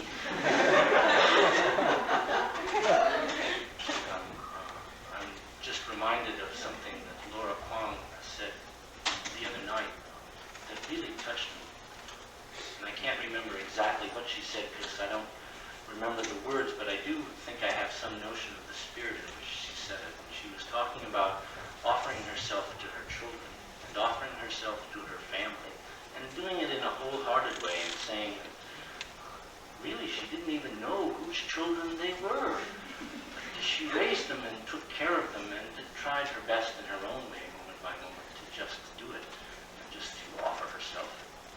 And as we sit here and listen to the sound of whirring and the spring peepers in the distance and the leaves and all of those things, particularly the spring peepers and frogs, peeping away and offering themselves completely without hesitation and without doubt and without will and without wanting anything in return. And then I think it's important, particularly on days like this when all of the Sangha is together, to examine our practice and see how it is that we accept what is offered and whether or not we really deserve this offering. So anyway, then one more monk came up, and he did what we've been doing all day today, very eloquently and with very articulately, just came forward, tremendous grace and elegance, and drew a circle, and inside the circle wrote the character for rhino. But to somehow, although it was really quite exquisite, on the mark from here up, somehow, for all of us, when it's from here up, or even less, as I was talking with the father, he said, it's funny, I was asking him about how they deal with silence, because it's feast or famine for me. And trying to get some word of encouragement or way to deal with what I'm trying to do right now. And he said, isn't it funny how most people's idea about Dharma practice or prayer or meditation is not only from here up, but he said, from here up. Just up in the brain pan somewhere. And it doesn't satisfy, and it doesn't quench our thirst when it's from here up. And the transmission of Dharma, what Sansanim has brought and what all these wonderful teachers have brought to us, is not something that came from Korea to the United States, or from China to the United States, or from Tibet to the United States. It's not a transmission of 3,000 miles. It's a transmission of 3 feet from here to here and to here. Finally, the last monk stepped forward and he offered his rhino. And he said, I fear the old master's getting old. Maybe it's time for him to leave. And, I've seen it all. I've seen it all, and I'll just be an observer and not a participant. It's a safe place to be, just watching this. I used to be an anthropologist. There was a certain safety in that way of being, because you could always just be an observer. And practice is being a full participant in our life, no matter what it offers us, whether it's heartache and despair at loss, grief, or the joy of going for a run an afternoon, or whatever it is, to experience it fully with nothing sticking to it whatsoever. And when we hear any sound, and we hear with more than just these ears, but we in fact hear with this whole body, then in that hearing itself is boundless. There's no limit to that hearing. Sound appears, it passes right through us. There is no inside, there is no outside. But when I hear the sound, then it's a very little sound, and it is bounded, and it's inside the box again, the box of, that box. Everybody's real familiar with that.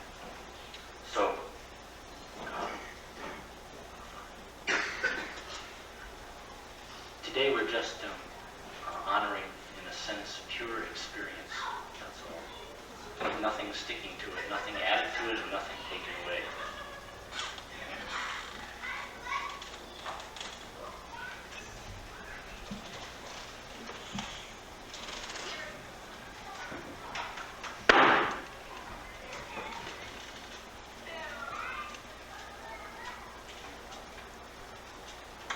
Each one of you has long used the rhinoceros fan.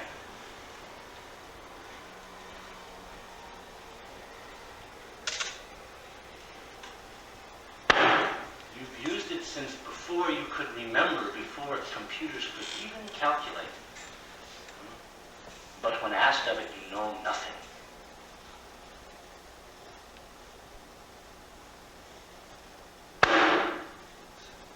Infinite the cool breeze, head and horns.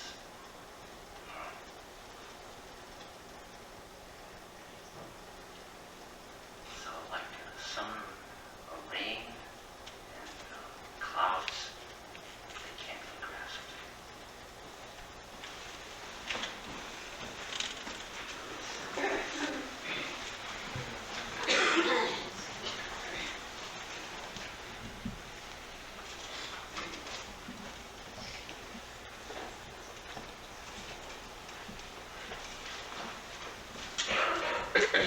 We have a surprise. We have a surprise poem, which people are going to hand out now. Buddha's birthday, something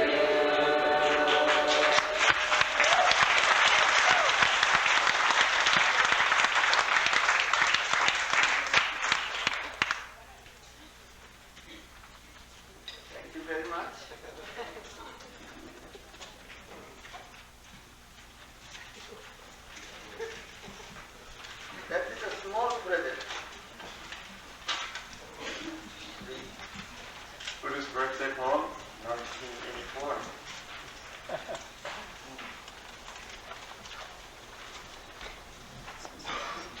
Waves appear without wind.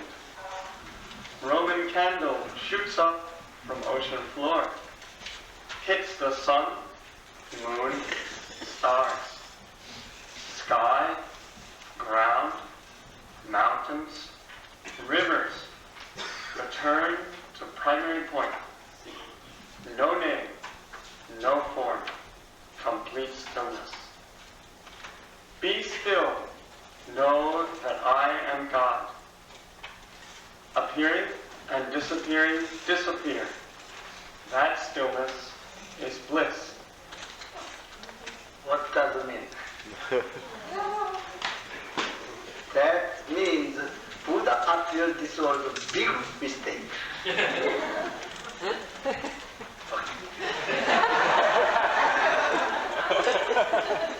So, no God, no Buddha, no holiness. Is that above heaven, below heaven, only I am holy? Is that I am the way, the truth, and the light? No, no, no. Yes, yes, yes. Why? That's a second mistake.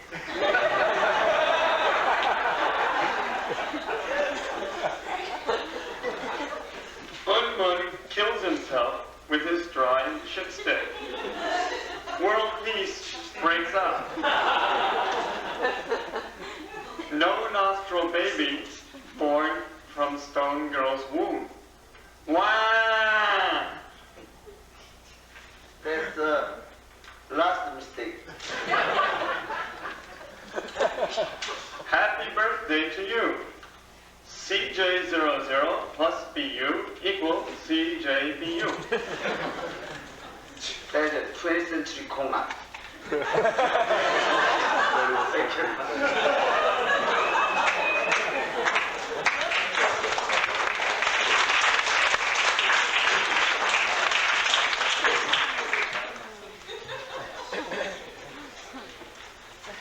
Very short.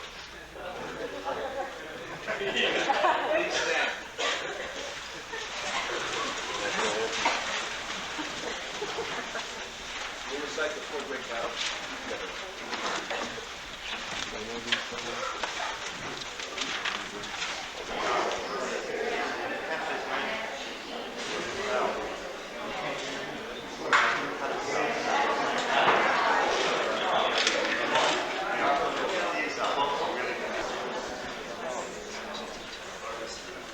Good morning.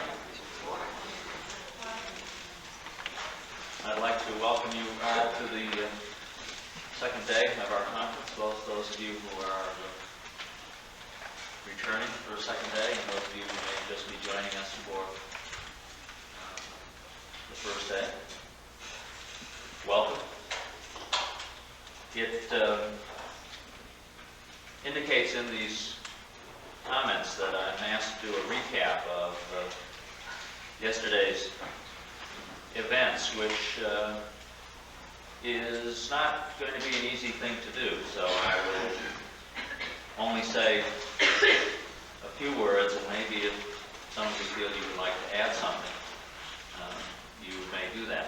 It was, I think, a rather extraordinary day. I think those who participated would generally agree that the feeling of goodwill and the feeling of friendship and the feeling of interconnectedness among the people that who were here was extremely high. Where we represent many different paths from traditions which are quite diverse and have not always in the past had much dialogue at all. In fact, many of our relationships in the past have been characterized by more or less open hostilities. That the differences in these paths were honored while being able to maintain the difference, and that a great feeling of friendship has grown up among the people who are participating. There is a shared experience of unity in the midst of this diversity, which is frankly surprising to me, although enormously joyful and pleasing. And I'm surprised at my own feeling of surprise. It was, of course, another learning. Of course, how would it be any other way? At our meeting that we had this morning for the presenters, prior to coming here, there were many ideas exchanged and a strong feeling among the group who have been presenters here of a desire to stay in contact with each other, to follow up this conference with a future event that would be more action-oriented, possibly in some sort of a retreat setting. Since we realized that bringing together many people from contemplative traditions, that talking to large groups of people is not what we tend to do best. And that in our next forum, we should have an opportunity to express more in the way that we normally do, what our paths are like, and the importance of attaining inner peace as the only way of being able to manifest outer peace. Is there anybody who would like to add anything? Have I left something out that would be important to mention? Well, then I thank you for that. That may have been a better summary than I had anticipated.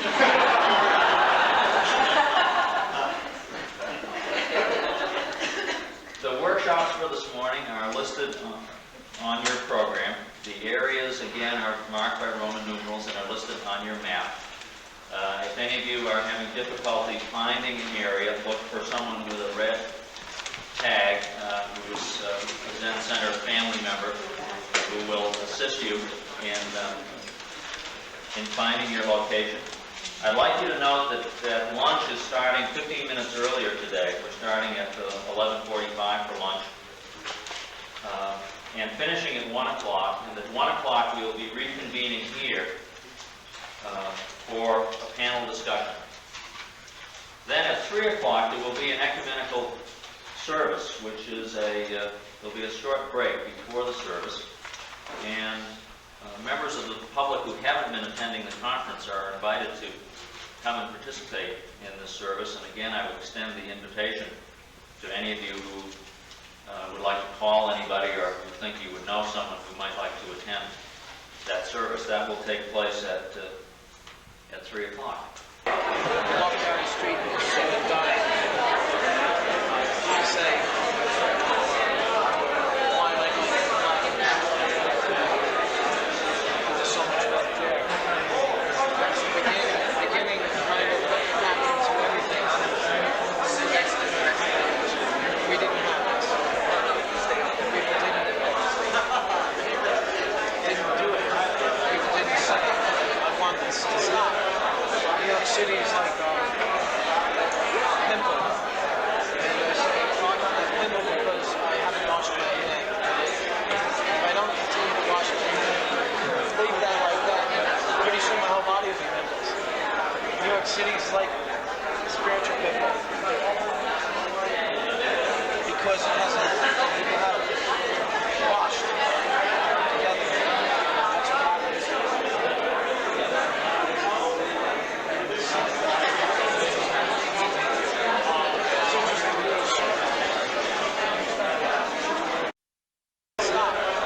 New York City is like a pimple. And I say, oh, I'm not a pimple because I haven't washed my neck. If I don't continue to wash my neck, leave that like that, pretty soon my whole body will be pimples. New York City is like a spiritual pimple. Because it hasn't, people haven't washed together. That's what happens.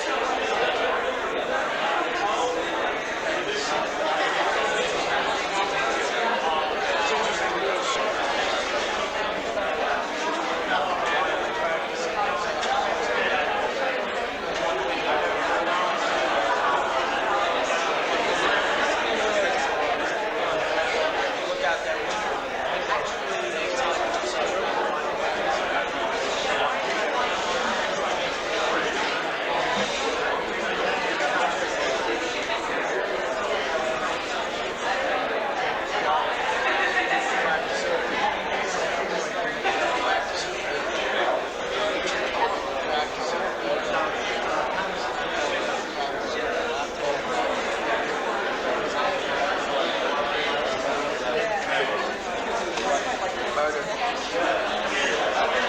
It's interesting because I sometimes sometimes see a mugger or a thief. The last 2 months I've seen 2 robberies. Good afternoon. No, it's wrong. Thief is very direct. I would like to introduce Reverend Tom Auburn, who's the senior minister of the First Unitarian Universalist Church in Providence, Rhode Island, and he will moderate our afternoon panel. Besides being a person who's active in Community Affairs, Reverend Auburn, is also a poet, and he is a member of the Mahasiddha Temple and also a member of the Khmer Buddhist Society of Rhode Island.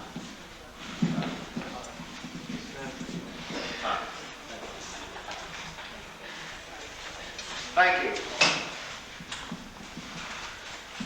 I'm used to a moderator's role. This is one of the chief functions, it would seem, of Unitarian Universalist ministers. We are essentially, I think, conveners, or often conveners of people of diverse faith, belief, orientations. A Unitarian Universalist church is a mixed bag in many different ways. Individuals come to us and find a religion of their own on the basis of reason, experience, conscience, and spiritual reach. So we have a mixed group, and much of the time I find myself dealing with people of very, very diverse views. We even have one fellow in the church today who believes Calvin Coolidge is still president of the United States. Considering the evidence, I'm often inclined to agree with him.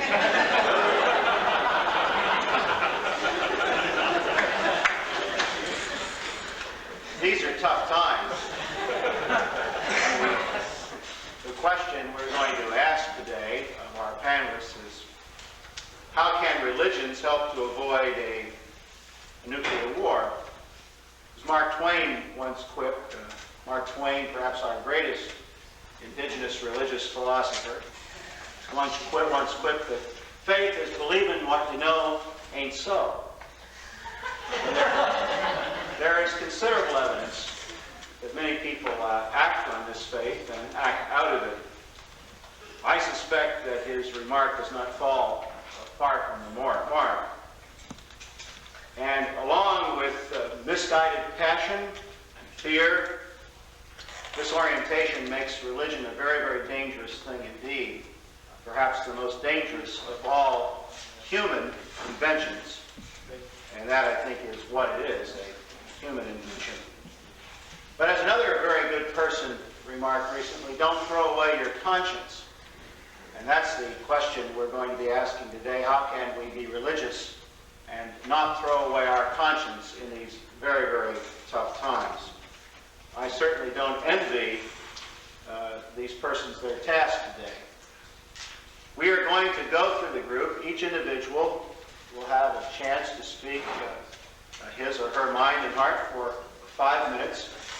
And at the conclusion of a round of talks, you will relieve me of all responsibility by asking very clear questions. And then we will have very clear answers, I'm sure. Our first speaker asked me to call him Kevin. Kevin Hunt is a Zen student as well as a Trappist monk up at the most glorious monastery in Spencer, St. Joseph's Abbey. You really ought to go up and see that wonderful, wonderful facility. He became a professed monk in 1959, entered the Abbey in 1953. Between 1961 and 1970, he worked at the Trappist monastery in Argentina. In 1970, he became a student of Yosho Sasaki Roshi, a Zen student now for 14 years. He's had several posts at the St. Joseph Abbey, including infirmarian, librarian, and, as he said the other day, he is a farm manager. Kevin?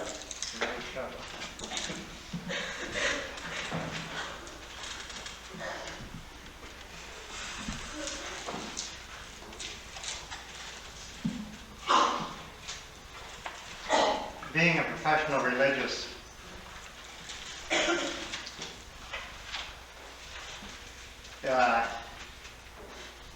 is always somewhat of a bear trap. Because no matter what you do, you know you're going to put your foot in it. And what can religions do to avoid a nuclear war? What can religions do for peace?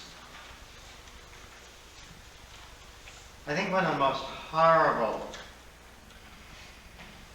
realities of our human existence is the fact that every religion has at one time or another perverted the insight, the grace, the words of its founder. Perhaps more suffering has been caused in this world in the name of religion than any other particular reason.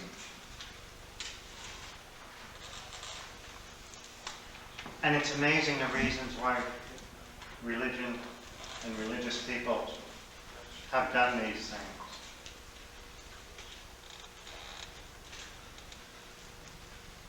It's usually on some very, very, very picayune, very, very little and insignificant thing. One of the great differences between the Western Christians and the Eastern Christians is that when we bless ourselves, we go from the head to the breast, to the left side, to the right side. When they bless themselves, they go from the head to the breast, to the right side, to the left side. And yet wars have been fought over such a thing.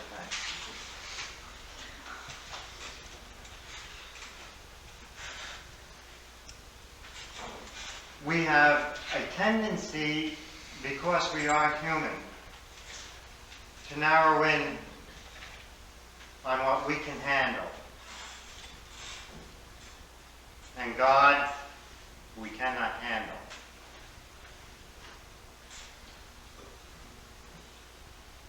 God, or the Absolute,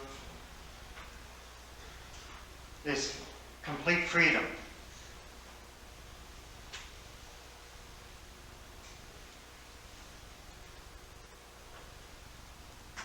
And He frightens us, or it frightens us. When Yahweh spoke to the Jewish people at the foot of Mount Sinai, they said to Moses, "Don't let him talk to us. You go up and do it." And we allow our fright to dominate our lives. So what can religion do?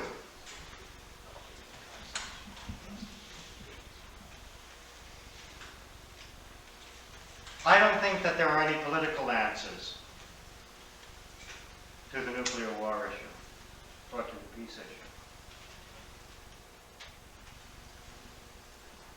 I think the war issue and the peace issue is found within each one of us. The discovery, the willingness to search for and to discover the truth. As Jesus said, the truth will set you free. And His freedom is a complete freedom and an absolute freedom, as is the Buddha's.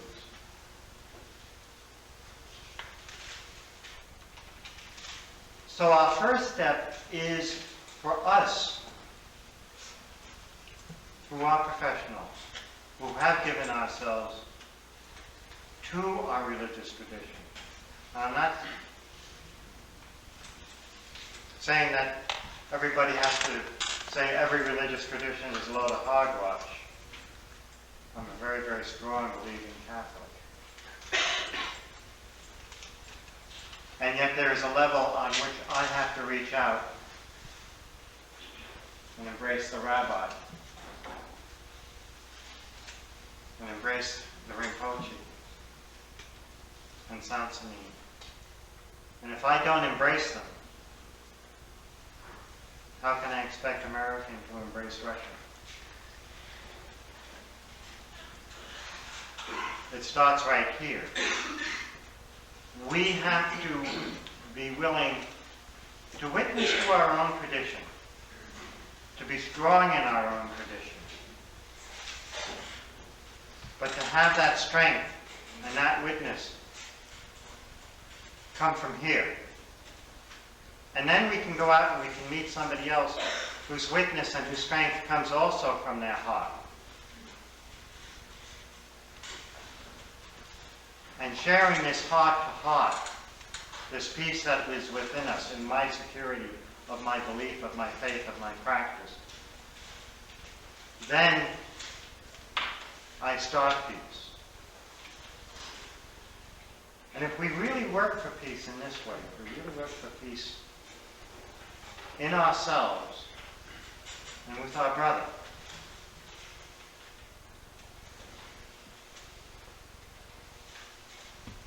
war or no war, they can't destroy us. They might do it physically, but they really can't destroy us. And we will win peace.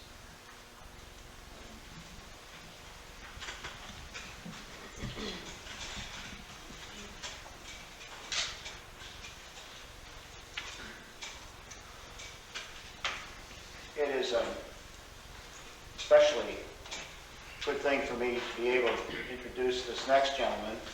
He and I used to have a lot of fun together years ago. I haven't seen him in 9 years. 10 years. We used to get in trouble together in Springfield, Massachusetts, back in the good old days. His hair was a little darker and I was much thinner.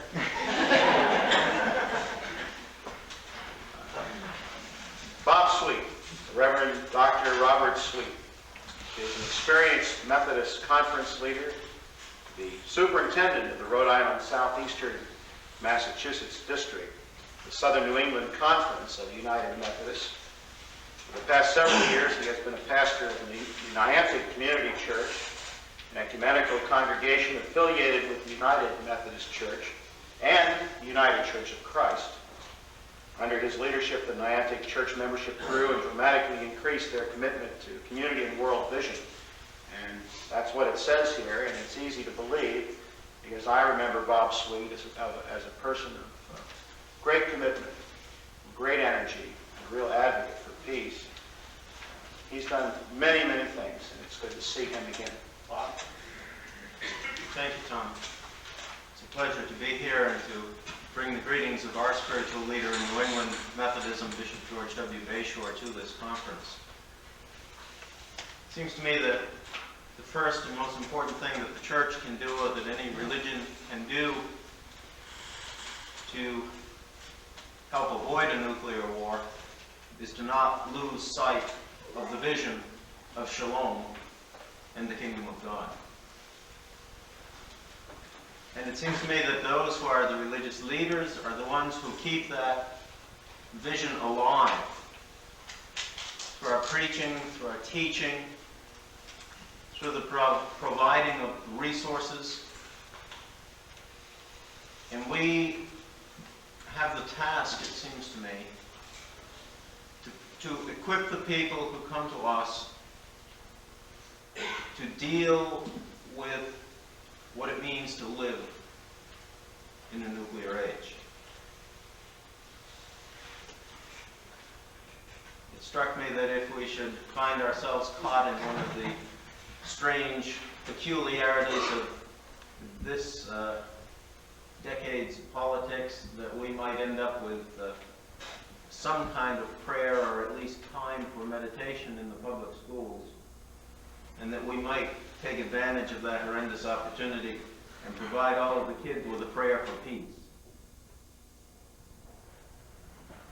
That might be very concrete and help to keep before them the visions of peace.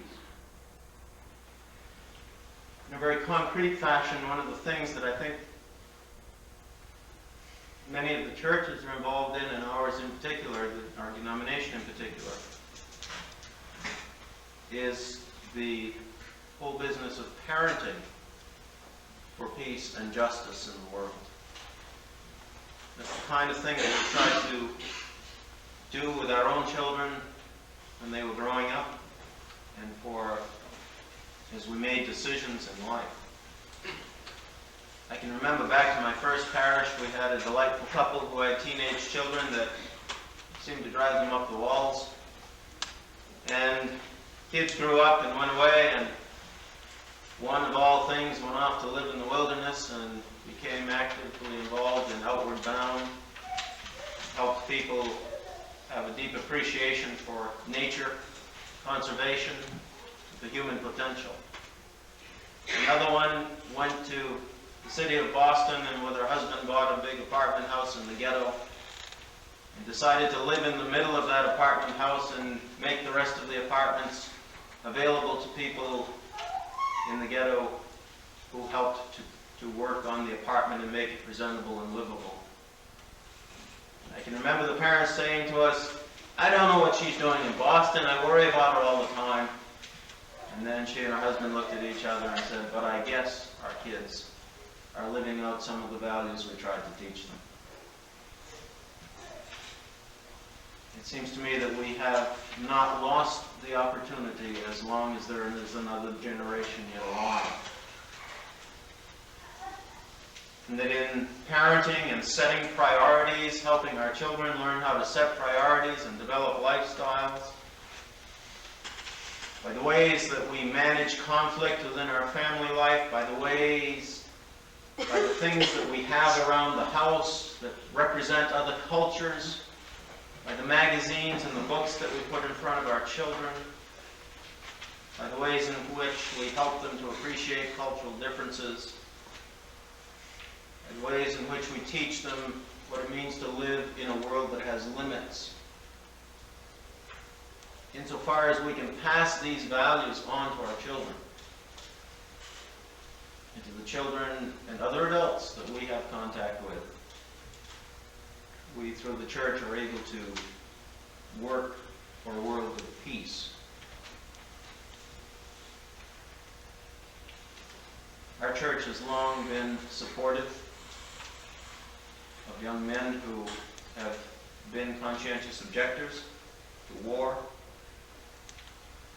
We have not always done the best job in the world of letting them know ahead of time that we'd be there to defend them and support them if that was the choice that they made. We've done a better job of that in recent times.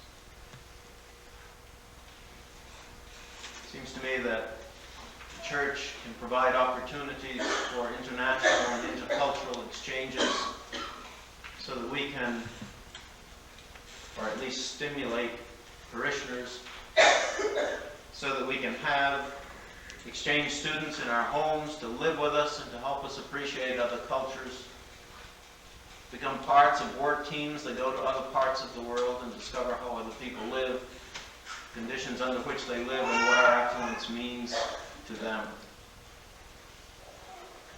I think these are some of the things that are very concrete that we can do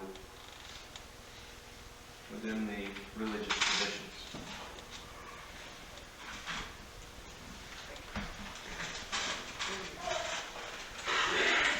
Rabbi Daniel Lieben is the assistant rabbi at the very active Temple Emmanuel in Providence.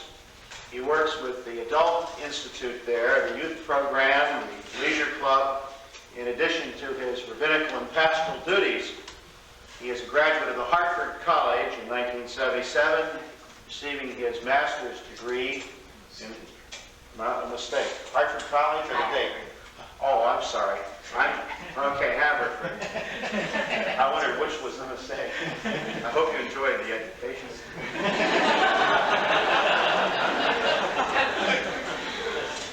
He received his master's degree in rabbinics from the Jewish Theological Seminary in 1983.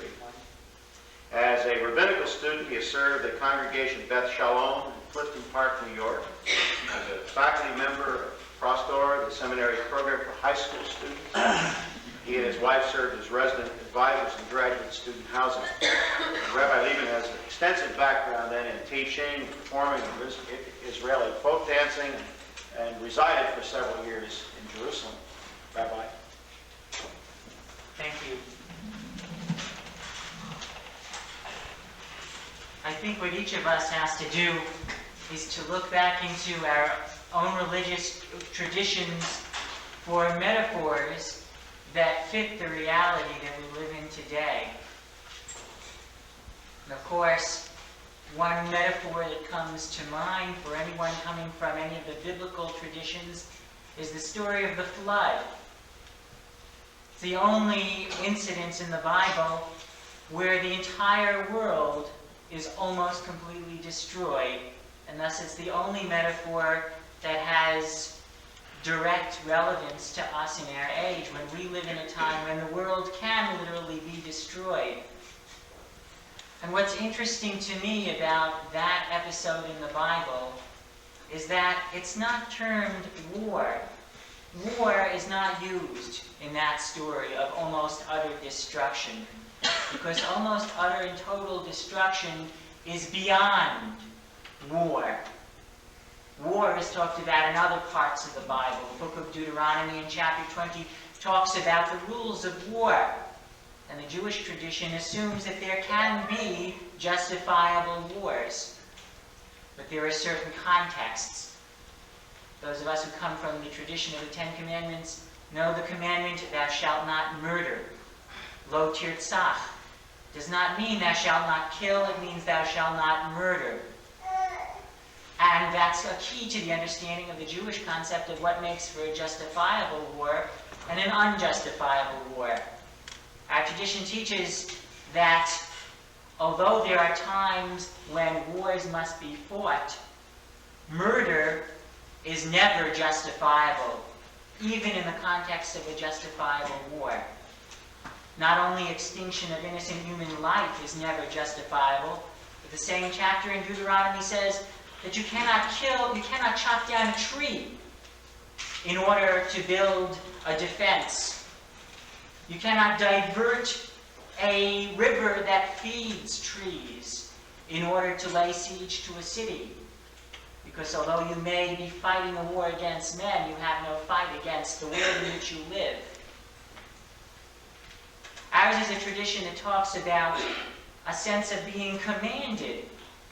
I think it's the job of rabbis today to make our people aware that to be against nuclear arms is a commandment, because the result of nuclear arms is not war in any kind of justifiable sense, but something beyond war, something that is nothing short of murder. There was a time, of course, when wars were kept separate from populations. That, of course, is no longer true today. The Jewish people had a special glimpse of what might be, God forbid, in the event of a nuclear holocaust in World War II. And Elie Wiesel, one of the most foremost speakers and witnesses of the Holocaust, who survived Auschwitz, takes that experience as proof for himself that as a Jew, he and all Jews must stand up and fight against nuclear armament. And so, as a Jew, I feel that to not speak out against nuclear arms is indeed breaking a commandment. Because to allow the world to continue to arm is to only to see the eventual realization of the ultimate murder.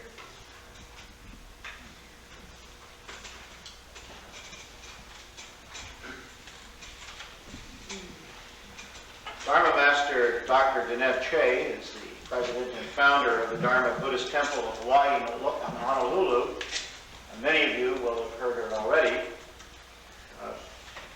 She has lived in Hawaii for the last 16 years, teaching a style of Buddhism which follows the Sutra of the Lotus Flower of the Wonderful Law.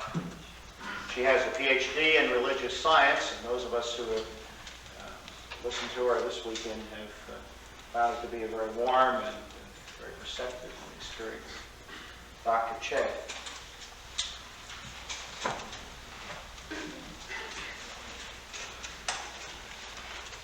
I'm sitting here, I want to talk about nuclear war. I think even talking about this kind of subject, I must be have not too much time on. So it's all of you too. Because I come from Korea, which is I'm sure a lot in Orient. They did not have a chance to sit down worrying about and talking about nuclear war. The eye, they only see the food. A lot of people's hungry out there. And all of you sitting here do not have too much karma like they are. In other words, all of you are very lucky. You will sit down, discuss, and talking about nuclear war. So I appreciate our nature with Buddha's nature, that we can, our blessed people, sit down and discuss about this matter. Now I want to talk about, before going to my speech, I would like all of you give me an honest answer. That how many of you really know what you really want, you really know what you really want to do? How many of you have correct direction? Anybody have that kind of correct answer, the one I asked you? Would you raise the hand, please?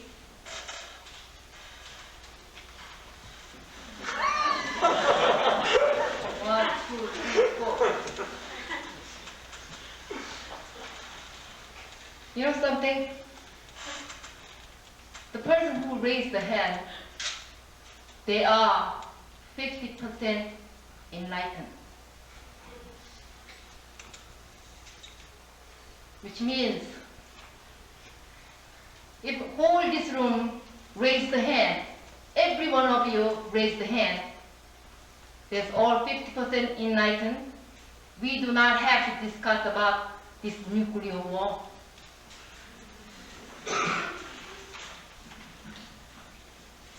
A lot of people, they really don't even know what they really want. In other words, we have to build up our center. Now I would like to make a parable for you. This is one of the great master, Zen master in Yi Dynasty in Korea. He's one of the most enlightened one. When he preach, one day one of his disciples went to some other mountain, has a big convention. There was thousands of people out there watching him. Actually, he could not even perceive what he was talking about.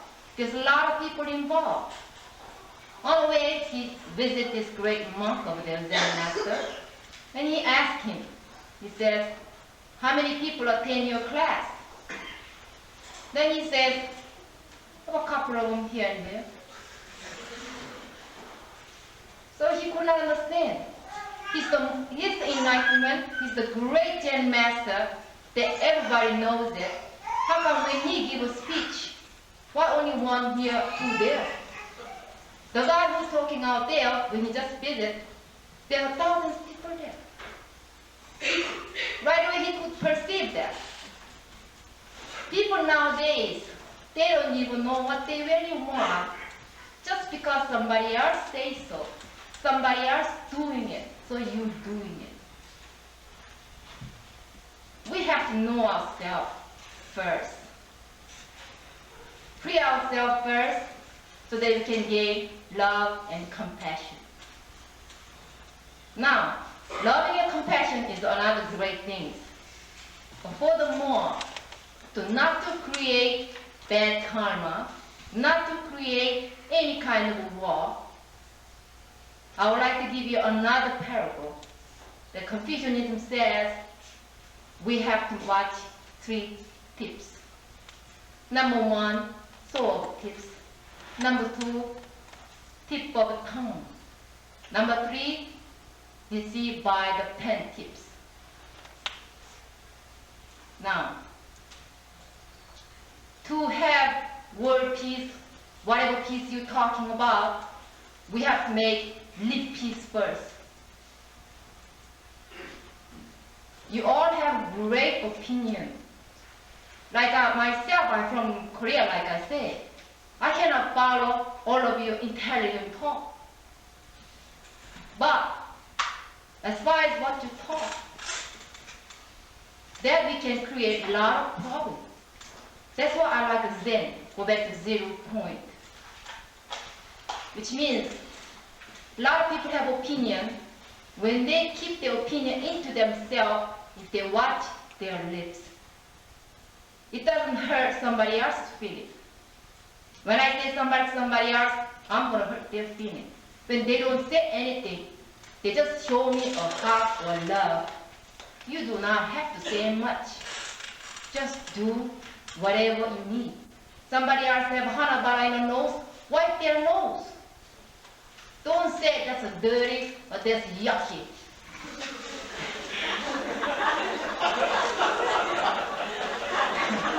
By you saying it, you're making another karma. So just wipe the nose. So by doing it, we have to watch our lips first. Nuclear war, I really don't know too much of it. But who created this? Number one, whoever intelligent or politicians are, if they did not have tongue, there's no nuclear war today.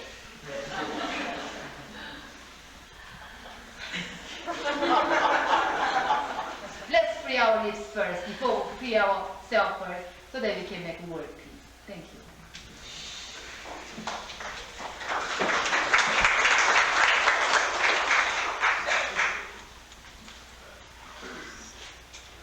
Well, I think you probably know who this next gentleman is. At least I hope you know who he is. Zen Master Sansanin was the first Korean Zen master to live and teach in the United States. He now has over 2,000 students, 16 centers in the United States and Canada, 6 in Poland, and several groups in Europe and South America. A tireless traveler in the cause of world peace. I almost read he jogs over 100,000 miles every year, but it says he blogs. When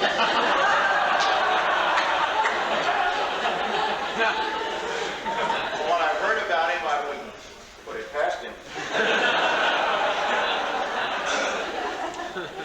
He logs over 100,000 miles every year visiting his students. He is the author of Dropping Ashes on the Buddha, which I enjoyed very, very much. We have made part of the scripture at the Unitarian Church. Only Don't Know, Bone of Space, several books in Korean. You know Sansanin, and now we're about to hear from him.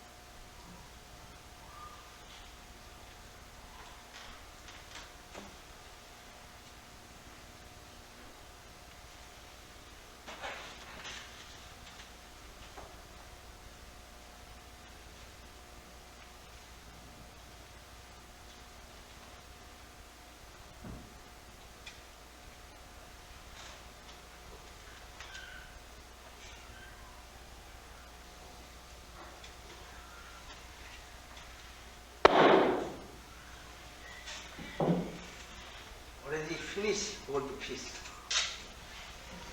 Many people want world peace. Also, all regional people have some world peace. What is world peace? Who made this world? Who made this world? That's the point. Only world peace, what kind of world peace? Dog world peace, cat world peace, tree world peace. Human being want human being world peace. Human beings are very small. On earth. On earth. This world, infinite time, infinite space. The human beings are very small. Small human being world. Who made this human being world? World means time, space, cause effect, three kinds. Time, space, cause effect, the three kinds. Time, 1 hour. Somebody, many suffering. Maybe somebody waiting airport, girlfriend, boyfriend, but the airplane very late. Then this hour is like 1 year. You know? Somebody go there and think, this go there. This 1 hour, only 1 minute. So, all physics said time and space absolute. But now physics said time and space not absolute.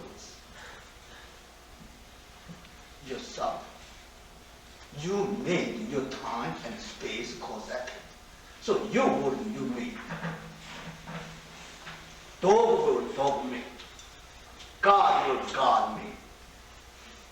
Buddha made Buddha world.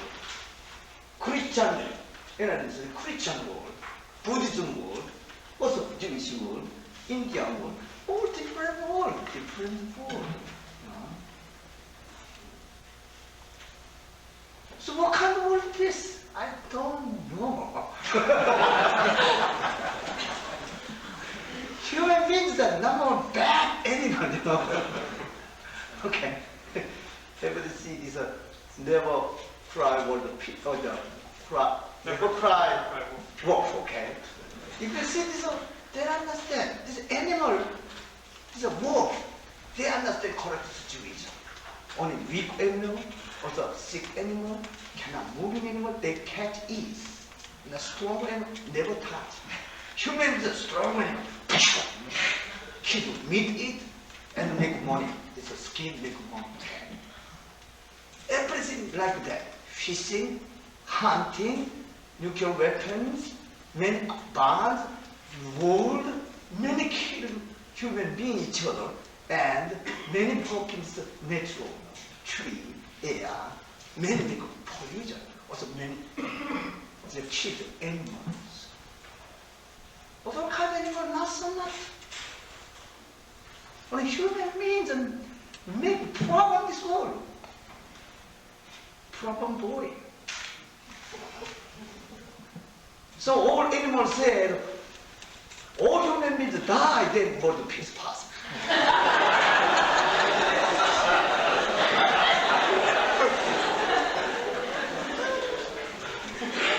That's a point. So human beings wake up, necessary, wake up. That's just now wake up. Not bad. This one cause effect very clear. Okay, 1 plus 2 equals 3.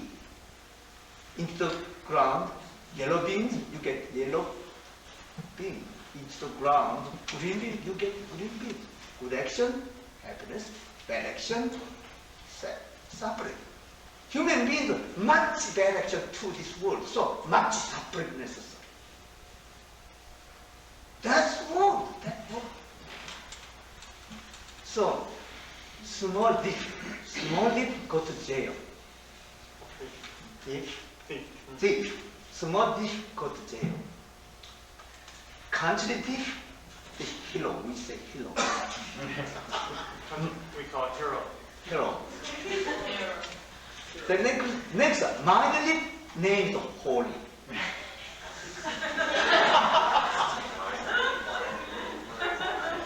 Someone steals a country, he's a hero. If someone steals your mind, we call him holy.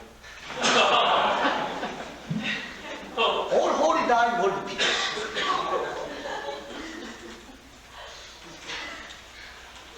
Because they only keep this mind. That's my money, my student. Don't touch my.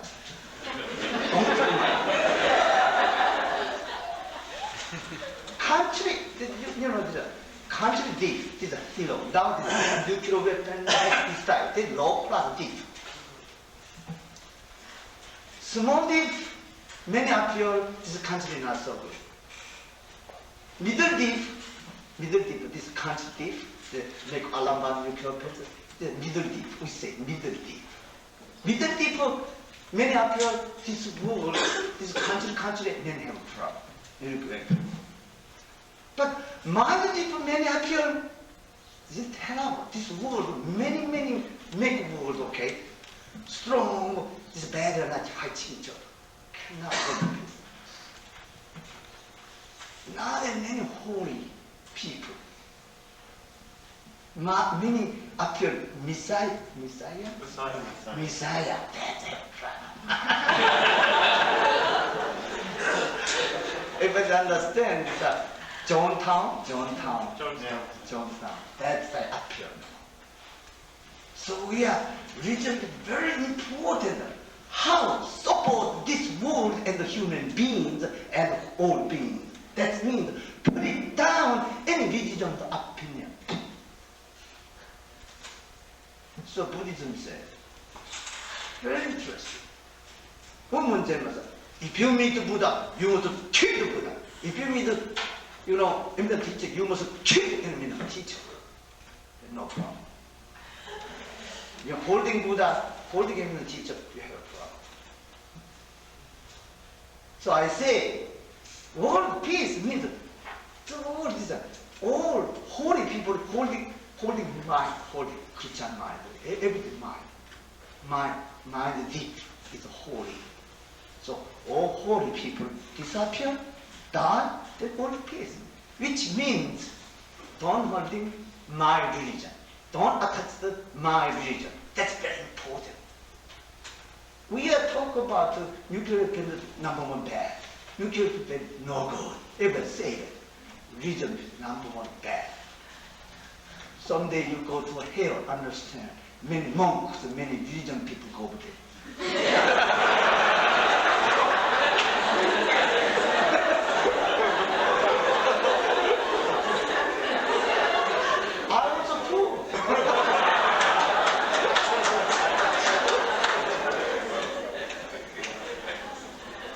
So I sent it that the Pope two times.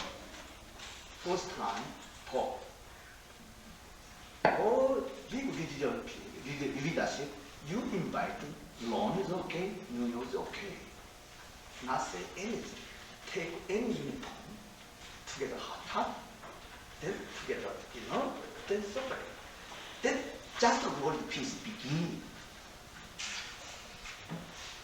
Take a look. Very important. If you take look, you're not Catholic monk, Buddhist monk, or the Jewish monk, okay?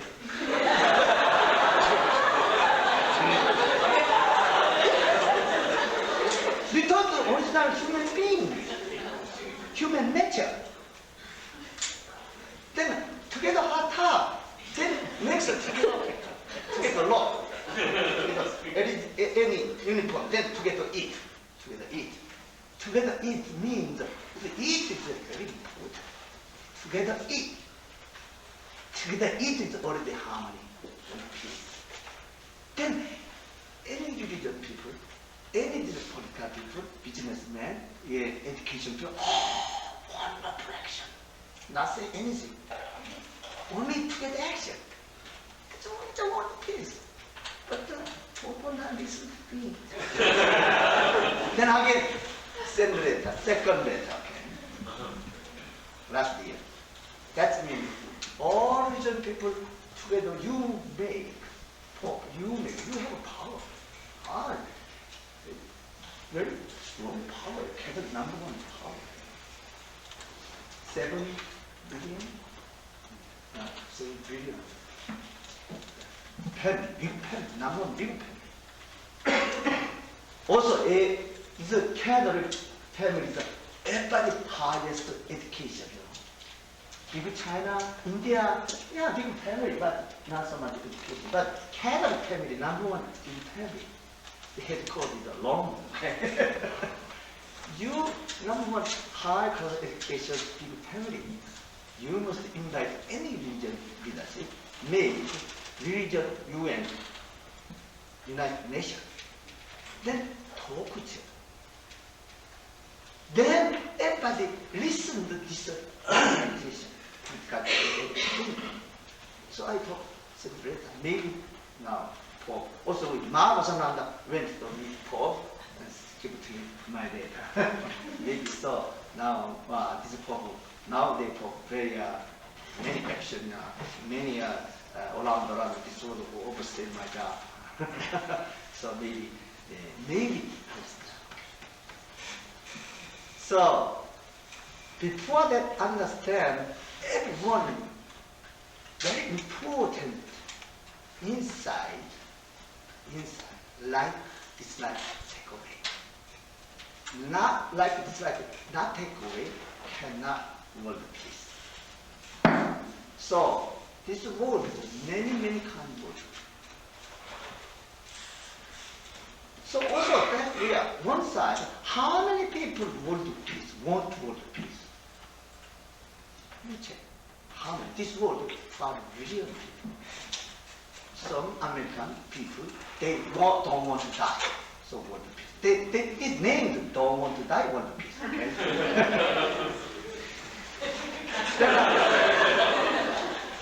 They don't want to die, world peace. They don't like nuclear weapons and alarm bomb. This type world peace. That's not correct world peace. Like dislike world peace.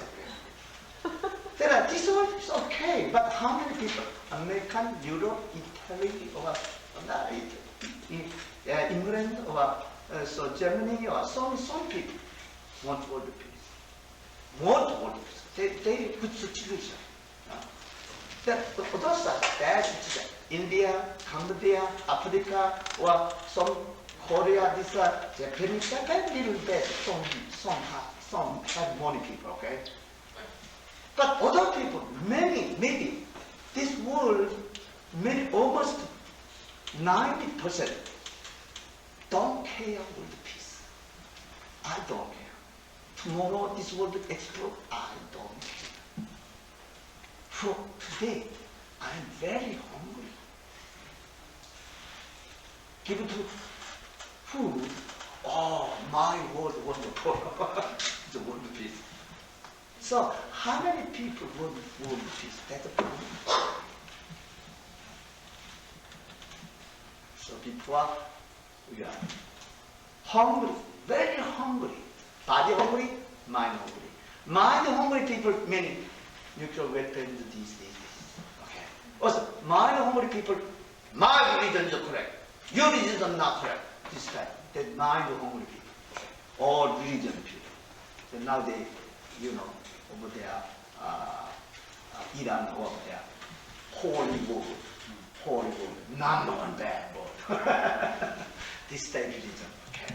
That's the number one bad religion. So, all religion leadership come together, we are outside, come together, this type, we are complex, many complex, very important. This America is the past. Other countries, they kind of. So America is a very wonderful country. Then outside, body hungry people. Then mind hungry people, not mind. Then body hungry people, no problem. All this. Then what is possible? So we are all religion people come together, make correct energy. With energy, two kinds. Opposite energy, absolute energy. If you like dislike mind, if you have like dislike mind, I like religion, I like culture, I don't like religion, that's opposite energy. Any religion comes together, only help other people. Don't attach to my religion. Don't attach to my idea. Put it down any idea. Don't keep your idea, your condition, your situation. Come together. Find primary point. I hate it. So, that time, nobody had no opinion, just a moment. Only sound. Yeah. So our world already peace, world peace. That return to primary point. Just here, just see, just hear, just smell, just taste. When you do it, just do it. There has no subject, object, inside, outside, inside, already become one. Then this mind already completely work, absolute work. Then keep this mind, then you get absolute energy, not opposite energy.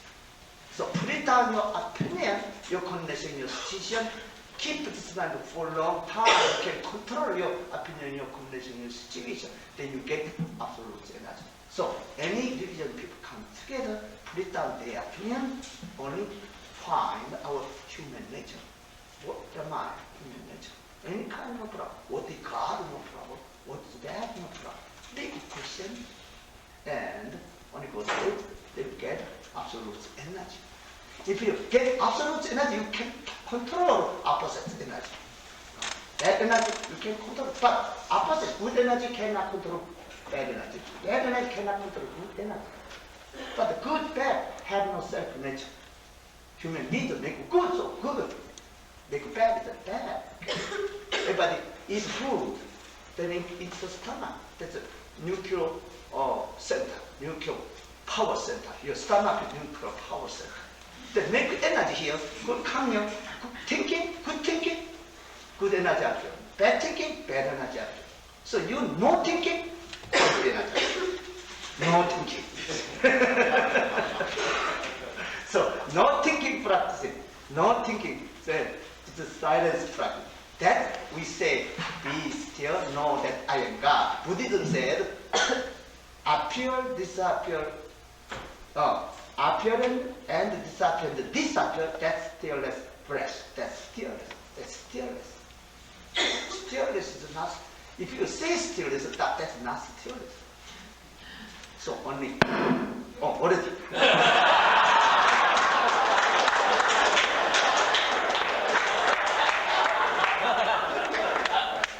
So keep this motto for a long time, get absolute energy. Absolute energy, become one. Then all this good energy, bad energy, all become one in the past. Digest. Good energy, bad digest, completed, become world peace past. So I hope everyone put it down, my opinion, my condition, my situation, find our true self. How we call it. Breathing without is okay. What I'm doing is okay. Welcome. Believing God is okay. What are you doing now? Just do it. Thank you.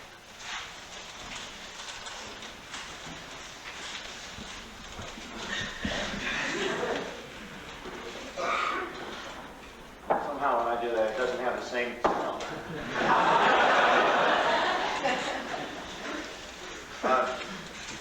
Chagdud Tolku Rinpoche, a Tibetan Buddhist Lama, founder, president of the Mahakaruna Foundation, serves Buddhists worldwide, is widely recognized as a meditation master, healer, artist, and Tibetan doctor. Son of the most famous female teacher and renowned psychic in Tibet, Rinpoche came to the United States in 1979, bringing to Western students his professional skills and unique teaching style in the fields of medicine, tantra, ritual, painting, sculpture, traditional folk art. His permanent seat is the Chagdud Gampa in Eugene, Oregon, in which he frequently travels, giving seminars on meditation and Tibetan medicine. We might also mention that Rinpoche stayed voluntarily in the Tibetan refugee camps in India among the poorest of his countrymen for 2 decades, until called to this country by a group of Americans, and we're very happy he was called to be with us today. Rinpoche.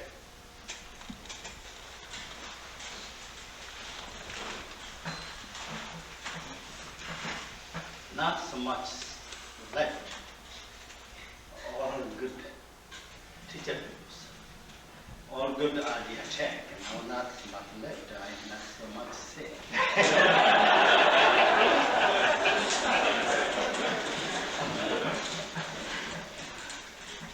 And then, thank you, Master Son's ideas, beginnings now gathering it on.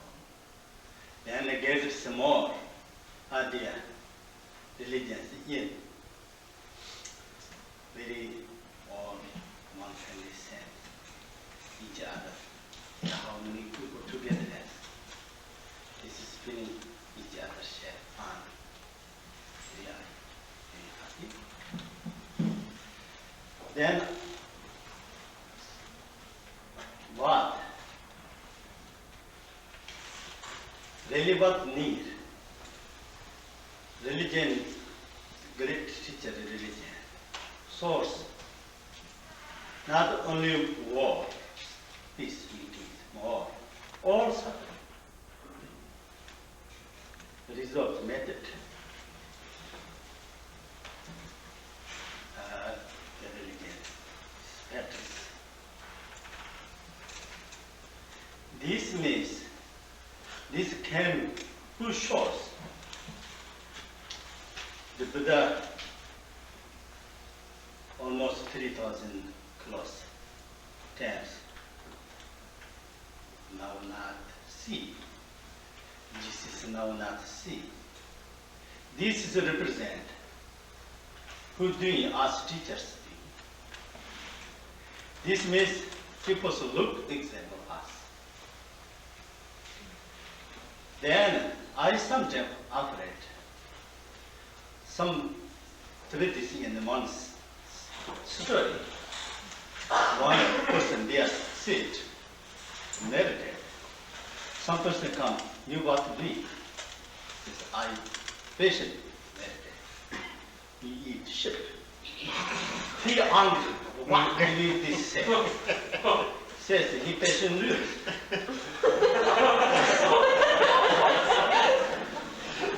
This way is not. There people's first example. The keep not keep pure idea, action, then on student. This way, this very people's multiple idea, multiple their followers this I think, or their I try. This is one comment. Maybe my try to understand? Okay, then maybe I cannot. Not understand their question is what said, then she will. Then second, then view big ways, many traditions all have. Not short terms, one way is not understand. One way is direct now consciousness, recognition on brilliance, nature. One way is easy. What ways?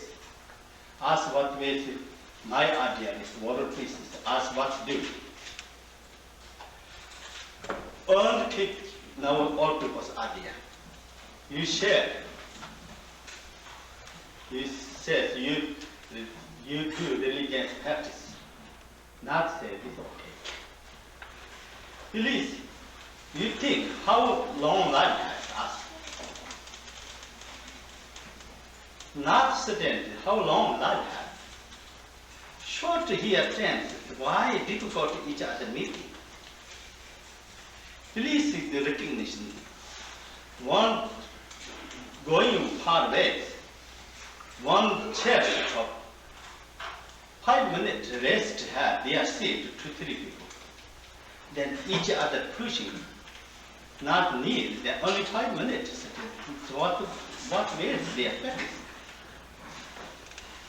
Similar, as one way is America, Russia, China, this way is safe, big home. One way is America means what? Good. Good means what? One, make it human being. Earn what has, only life. This is short together. Shopping centers, many people together, something is buying same. They are together, then moment different ways going. This way, short term. family short them together stand. Each other love, happy, joy, great ways, practice. Next rebirth benefits method is now this life happy is key.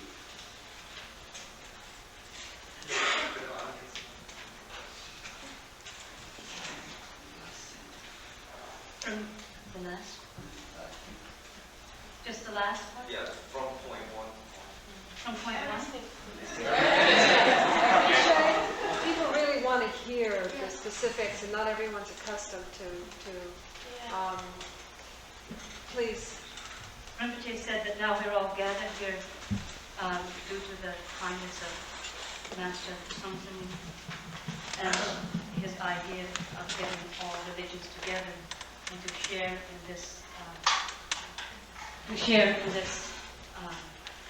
conference. But the source of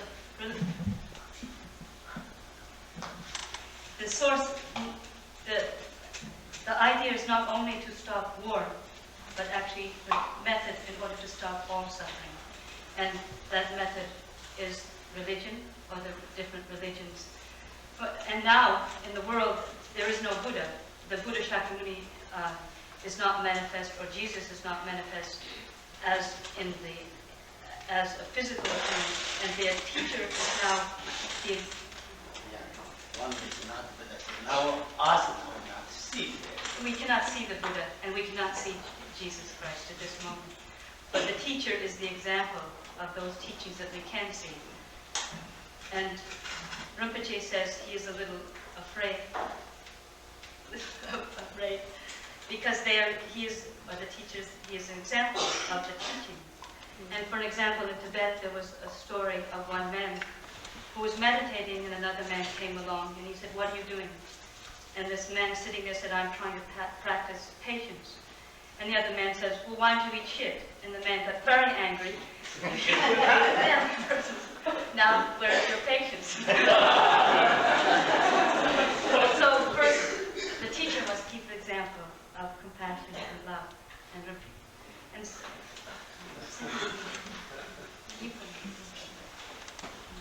short recognition. One way is method.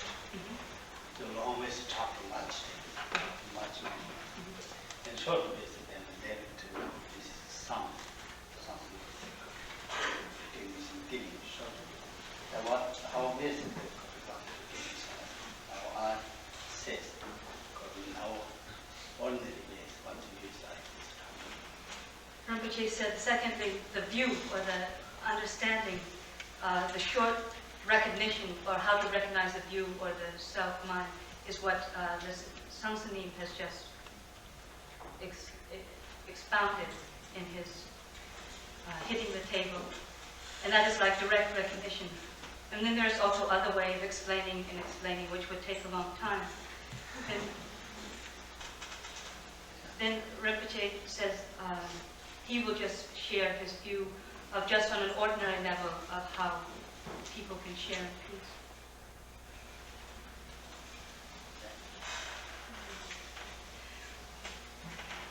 And then if one contemplates how long this life is, how long one has life, why one makes all the difficulty in seeing how short life is. And Rinpoche gave the example of 3 people who are traveling on a road, and they sit and share on one bench. They're only resting for 5 minutes, and then they start fighting and shoving themselves off. This is very... And the same with countries. The countries are all made up of individuals. They're groups of people. And also the example of going to a shopping center. You are there only for a moment, you meet the people, you buy what you want, and then you leave.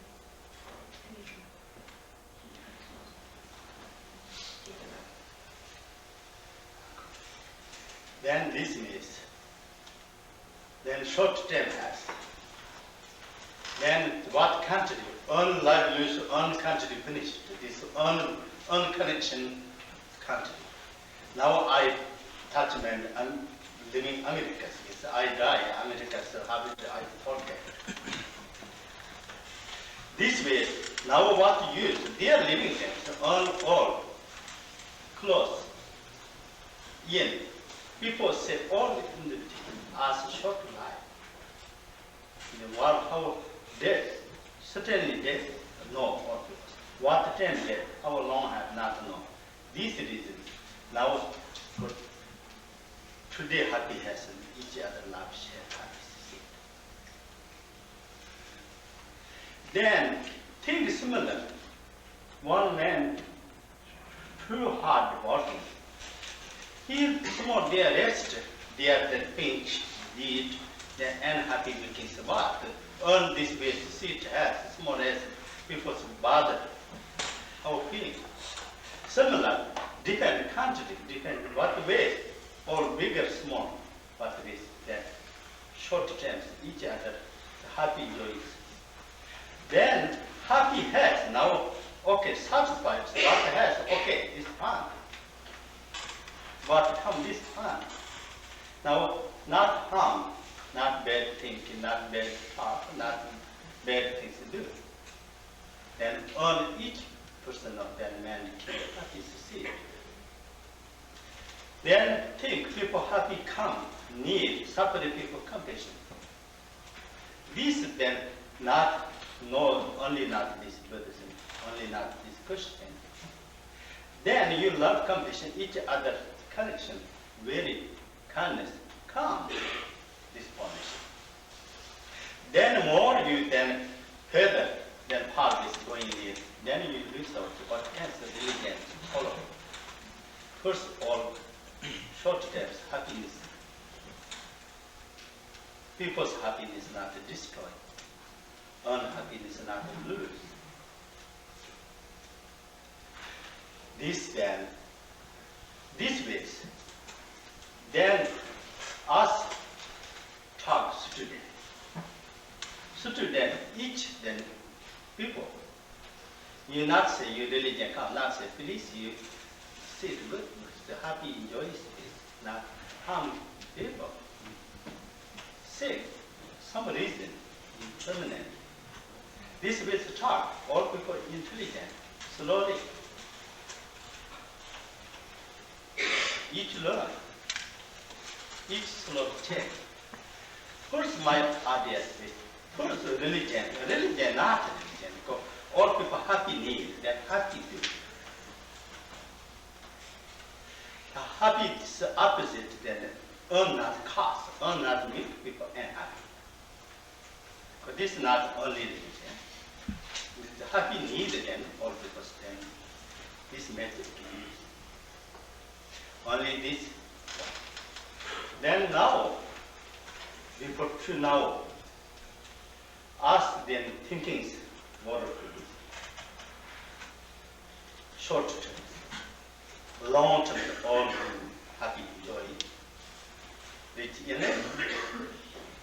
Think all the religion people, most than us, gathering there. You people say this reason least, ask only ask what to know, products you people not sharing. Only something benefit people, good heart, good intentions sharing. This way, this true, good intentions, some blessing has, some virtue has, some power has. Why? All together man and such a wishing. This is power. The moment ask what this power dedicate. Okay, thinking, talking, doing action, what wishing has, or what virtue has.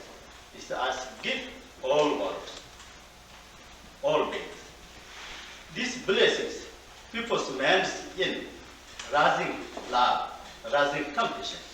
This is harmonious thought less.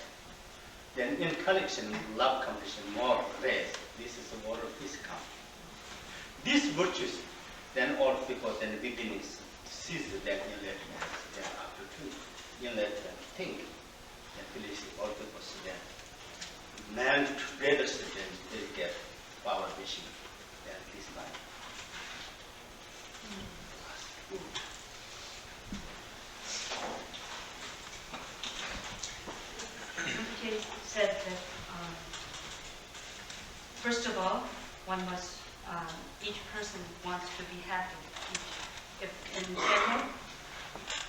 each person wants to be happy. And so one must not destroy other people's happiness, but keep one's own happiness. He said in the beginning, if you talk to people about world peace and say that they should practice religion, then people will not listen. So first one talks about impermanence, how impermanent is life is, that we are here for a short time, that we are all seeking happiness, we all wish to be happy. And then slowly, slowly, each person will come to understand through the idea of happiness. If we think for a short time, think, Rinpoche says that for a short time we think of peace or happiness, but long time, then we would think of enlightenment. But first we start out with these good intentions. And today we have all gathered here with the good intentions, and all these good intentions, they have some power, they have some blessing. So Rinpoche says that now he would like that we all dedicate this power that we have gained from all of us, all of our minds coming together, and the power of all our good intentions coming together here today, that we will dedicate all this blessing and all this power to all beings. This, I said, now last topic is my about this. One more thing. Why delegate? Need. You look here, many things you here has. Nobody says you check, you this not say. It has there, then nobody's really use. This way, one way is delegate some power, some people's benefit they have. One way is one way is giving ideas and generosity. But really, you hands something give generosity. More than hands giving generosity. Source first man's give, then hands come. This way is us then giving man's dedicate. This is important. And he says, why is there a need to dedicate? For example, here we have on the altar, which you're saying there are many jewels and precious things, but they're just lying there we don't really use. Nobody really uses. But the idea of dedication is first, in order to have generosity, in order for the hand to give, first the mind must have that intention. So it is really very, very important first to have the generosity mind and the dedication. And then after that, the hand is able to give.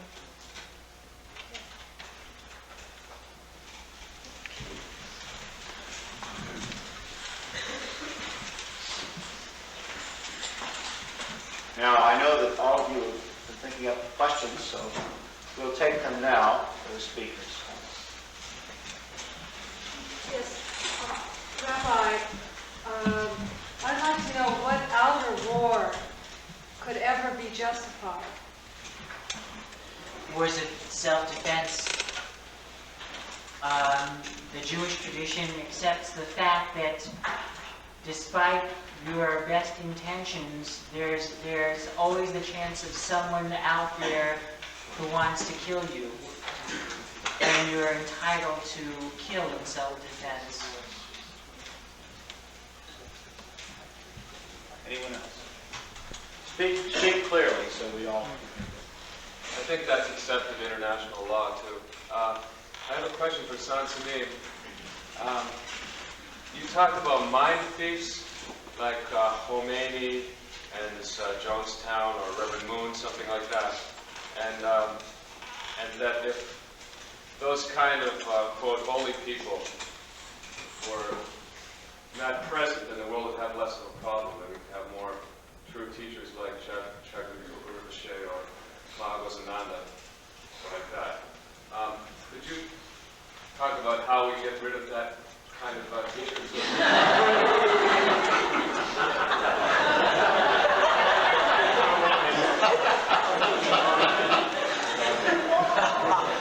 You're ready. Already.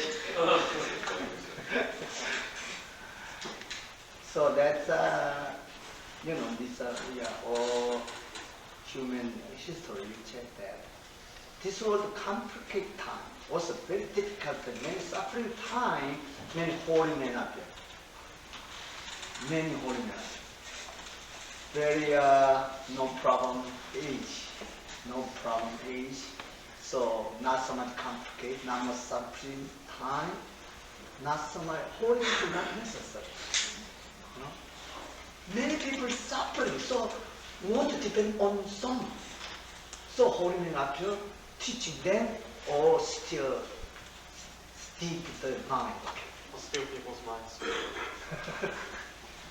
You saw it over there. Just Cumberland Road is 1 to 2. Then animal hospital. Just before the hospital, big sign. You need God. Everybody see that? Yeah. That's not bad word. That's mind deep word. Mind deep. I think change science. God needs you.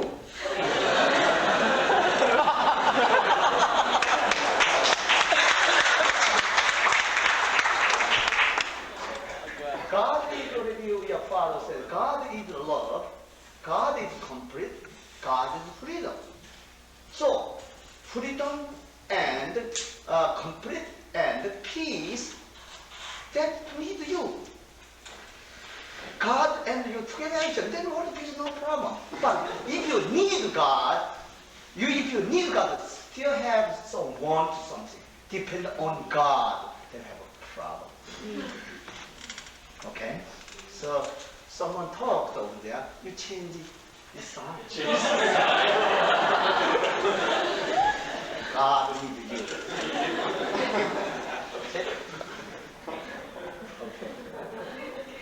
Yes, Father Kevin Hunt. The Catholic Church has a lot of power, politically, monetarily, throughout the world. We're approaching things on a spiritual level, which is really probably the most powerful. But there's a lot of people, including myself, who don't understand spirituality and its power, as well as teachers like yourselves. Can the Catholic Church reach out to those politicians who think and feel like I do, who say, I don't understand what it's about, but General Dynamics has $1 billion invested in a nuclear weapon, and if we can take that money away, maybe that weapon won't be produced. Because to me, the problem is spiritual and it's physical, and that there are a lot more physical-oriented people saying the problem lies in the creation, physically, the factories, the money. Can the Catholic Church reach out to that?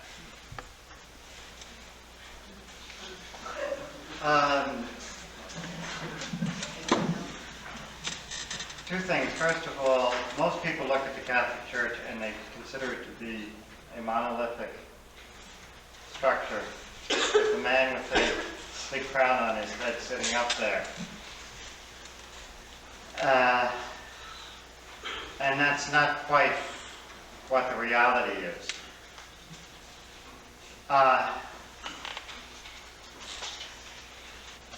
But primarily, you're asking of a religion to operate on a level that is the same as the politicians and the power brokers operate, and which is a continual temptation of religion. And God knows the Catholic Church has sinned and sinned and sinned and sinned on that level.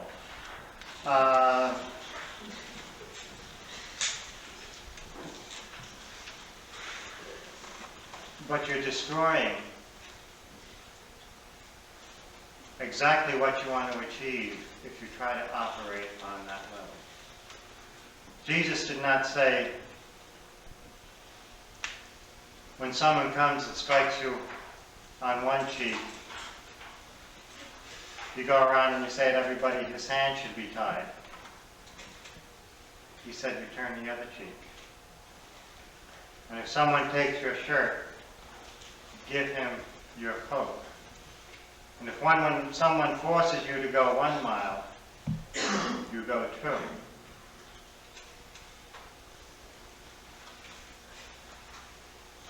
And they were hard sayings. They were hard sayings at that time, they're hard sayings at this time. The temptation is always, we say we want peace, we don't want violence, but damn it all, I'll kick your teeth in. Type of thing. And if we don't say it, we think it. And if we don't have the power to do it, we maneuver until we can get the power to do it. And for the Pope, or any other religious leader, to come out and try to do that is wrong. It's wrong. It's a perversion. Much better that the Pope takes off his tiara, gives it to the poor, and goes and leaves the Vatican and lives among the people of the Confestre in Rome. Oh. Much better that you and I begin the peace, that you and I turn the cheek. And what did Mahatma Gandhi do? He's perhaps the greatest saint of nonviolence that history has ever known. He did. He was very, very tempted. People kept saying to him, let's get a political thing going here. Let's go on strike. Let's do this. Let's do that. And that's not the way to achieve. That's the way to achieve on a political level. That's the way to achieve. Well, there's the old American saying, religion is the last refuge of scoundrels.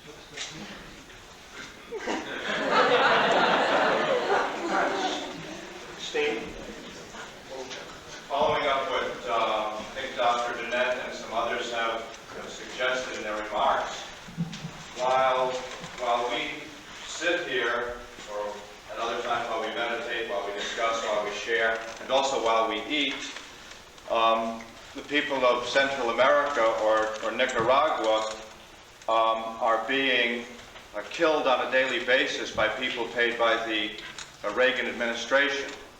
And their message, at least to me and some others when we were there, was go back and tell the American people about this, and to, if you don't do another thing, on November 6th, get rid of the man and the other criminals who occupy the White House and are their allies. And do your last remarks, or do some of the remarks I've heard, and I haven't heard anything I really disagree with, but are you eliminating or suggesting that any sort of political activity is irrelevant or inane? Or so, if you would, Father, or anybody else, to respond to that.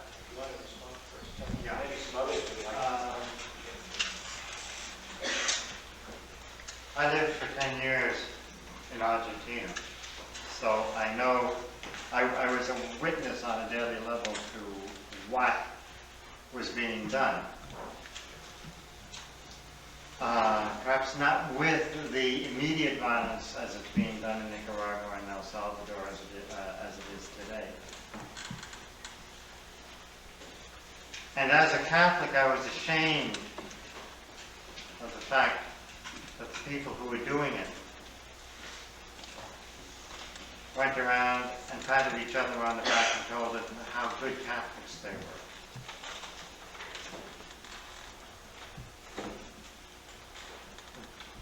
That's just to show I understand where you're coming from, type of thing.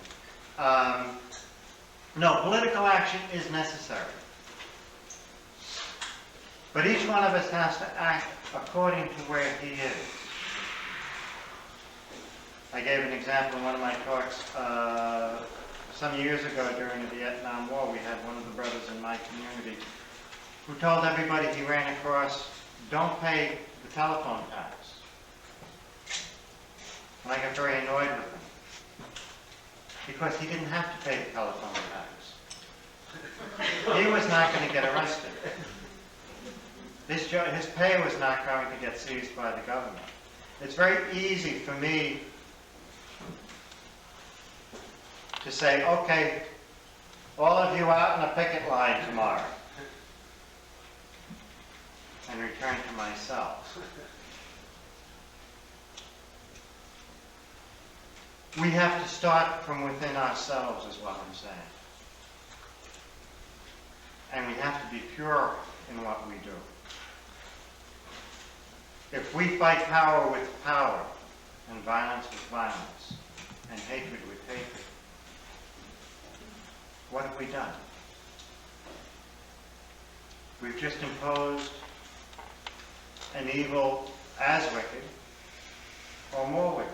I mean, look what happened in Russia with the communist revolution. Did Russia need a revolution? It certainly did. But power, the desire to control, as Sansanim was saying. In the Christian tradition, that's diabolical.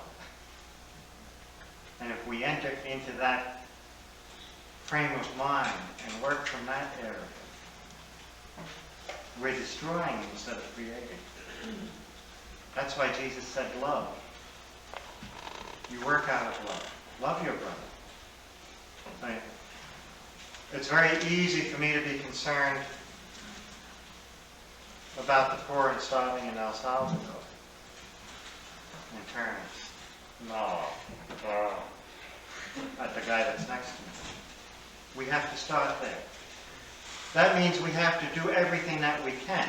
So, for some people, that means they have to go out and work on a political level. It means for all of us who have the right to exercise a vote should vote.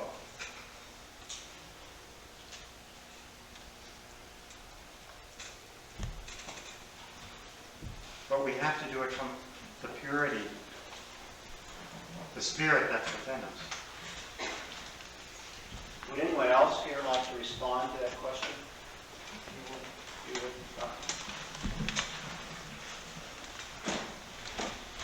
What I would like to say is, as far as I was talking about lips.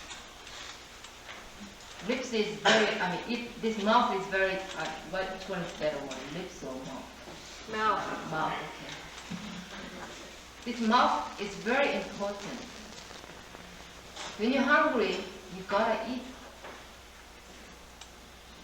To giving a compassion and love, the person is hungry, you gotta feed them to show love and compassion.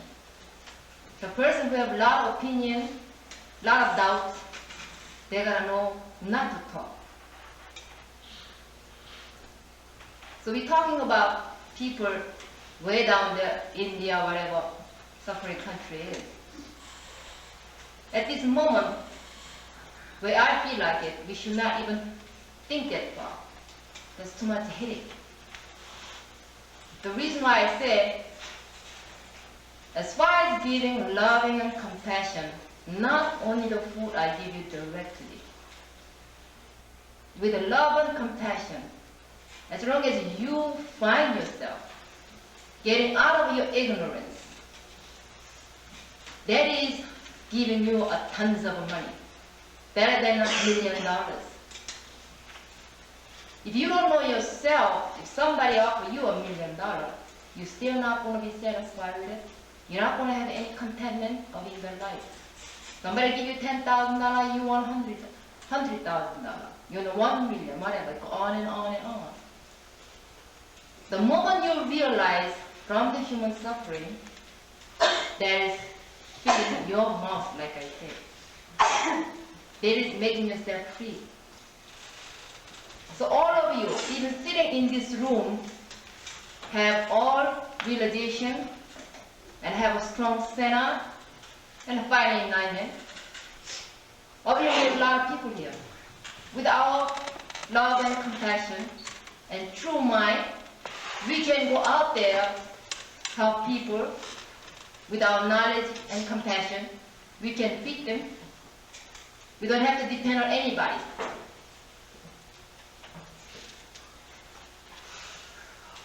we're going to have a brief response here from Bob Sweet. Then I'm afraid we've already gone over our allotted time.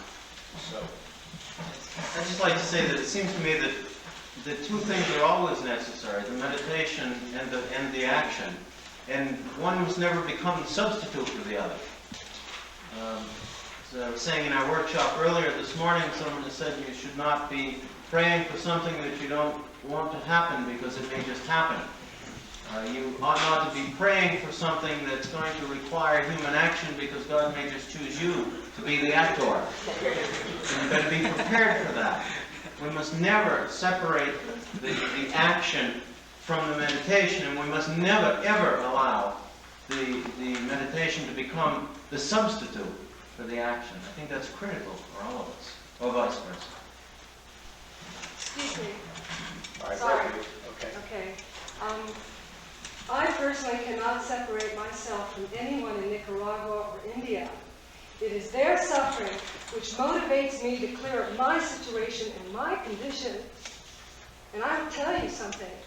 We are participants and criminals, every one of us, in terms of the action of this government, because they represent us. We are it. And sir, thank you for bringing Central America up. It's not very far away. It's in our heart. And part of the practice that we do, if it is not informed by the suffering of the rest of the world, then we are blind fools. Look how excited you are about it. I am deeply passionate about it. We're going to have to reflect on this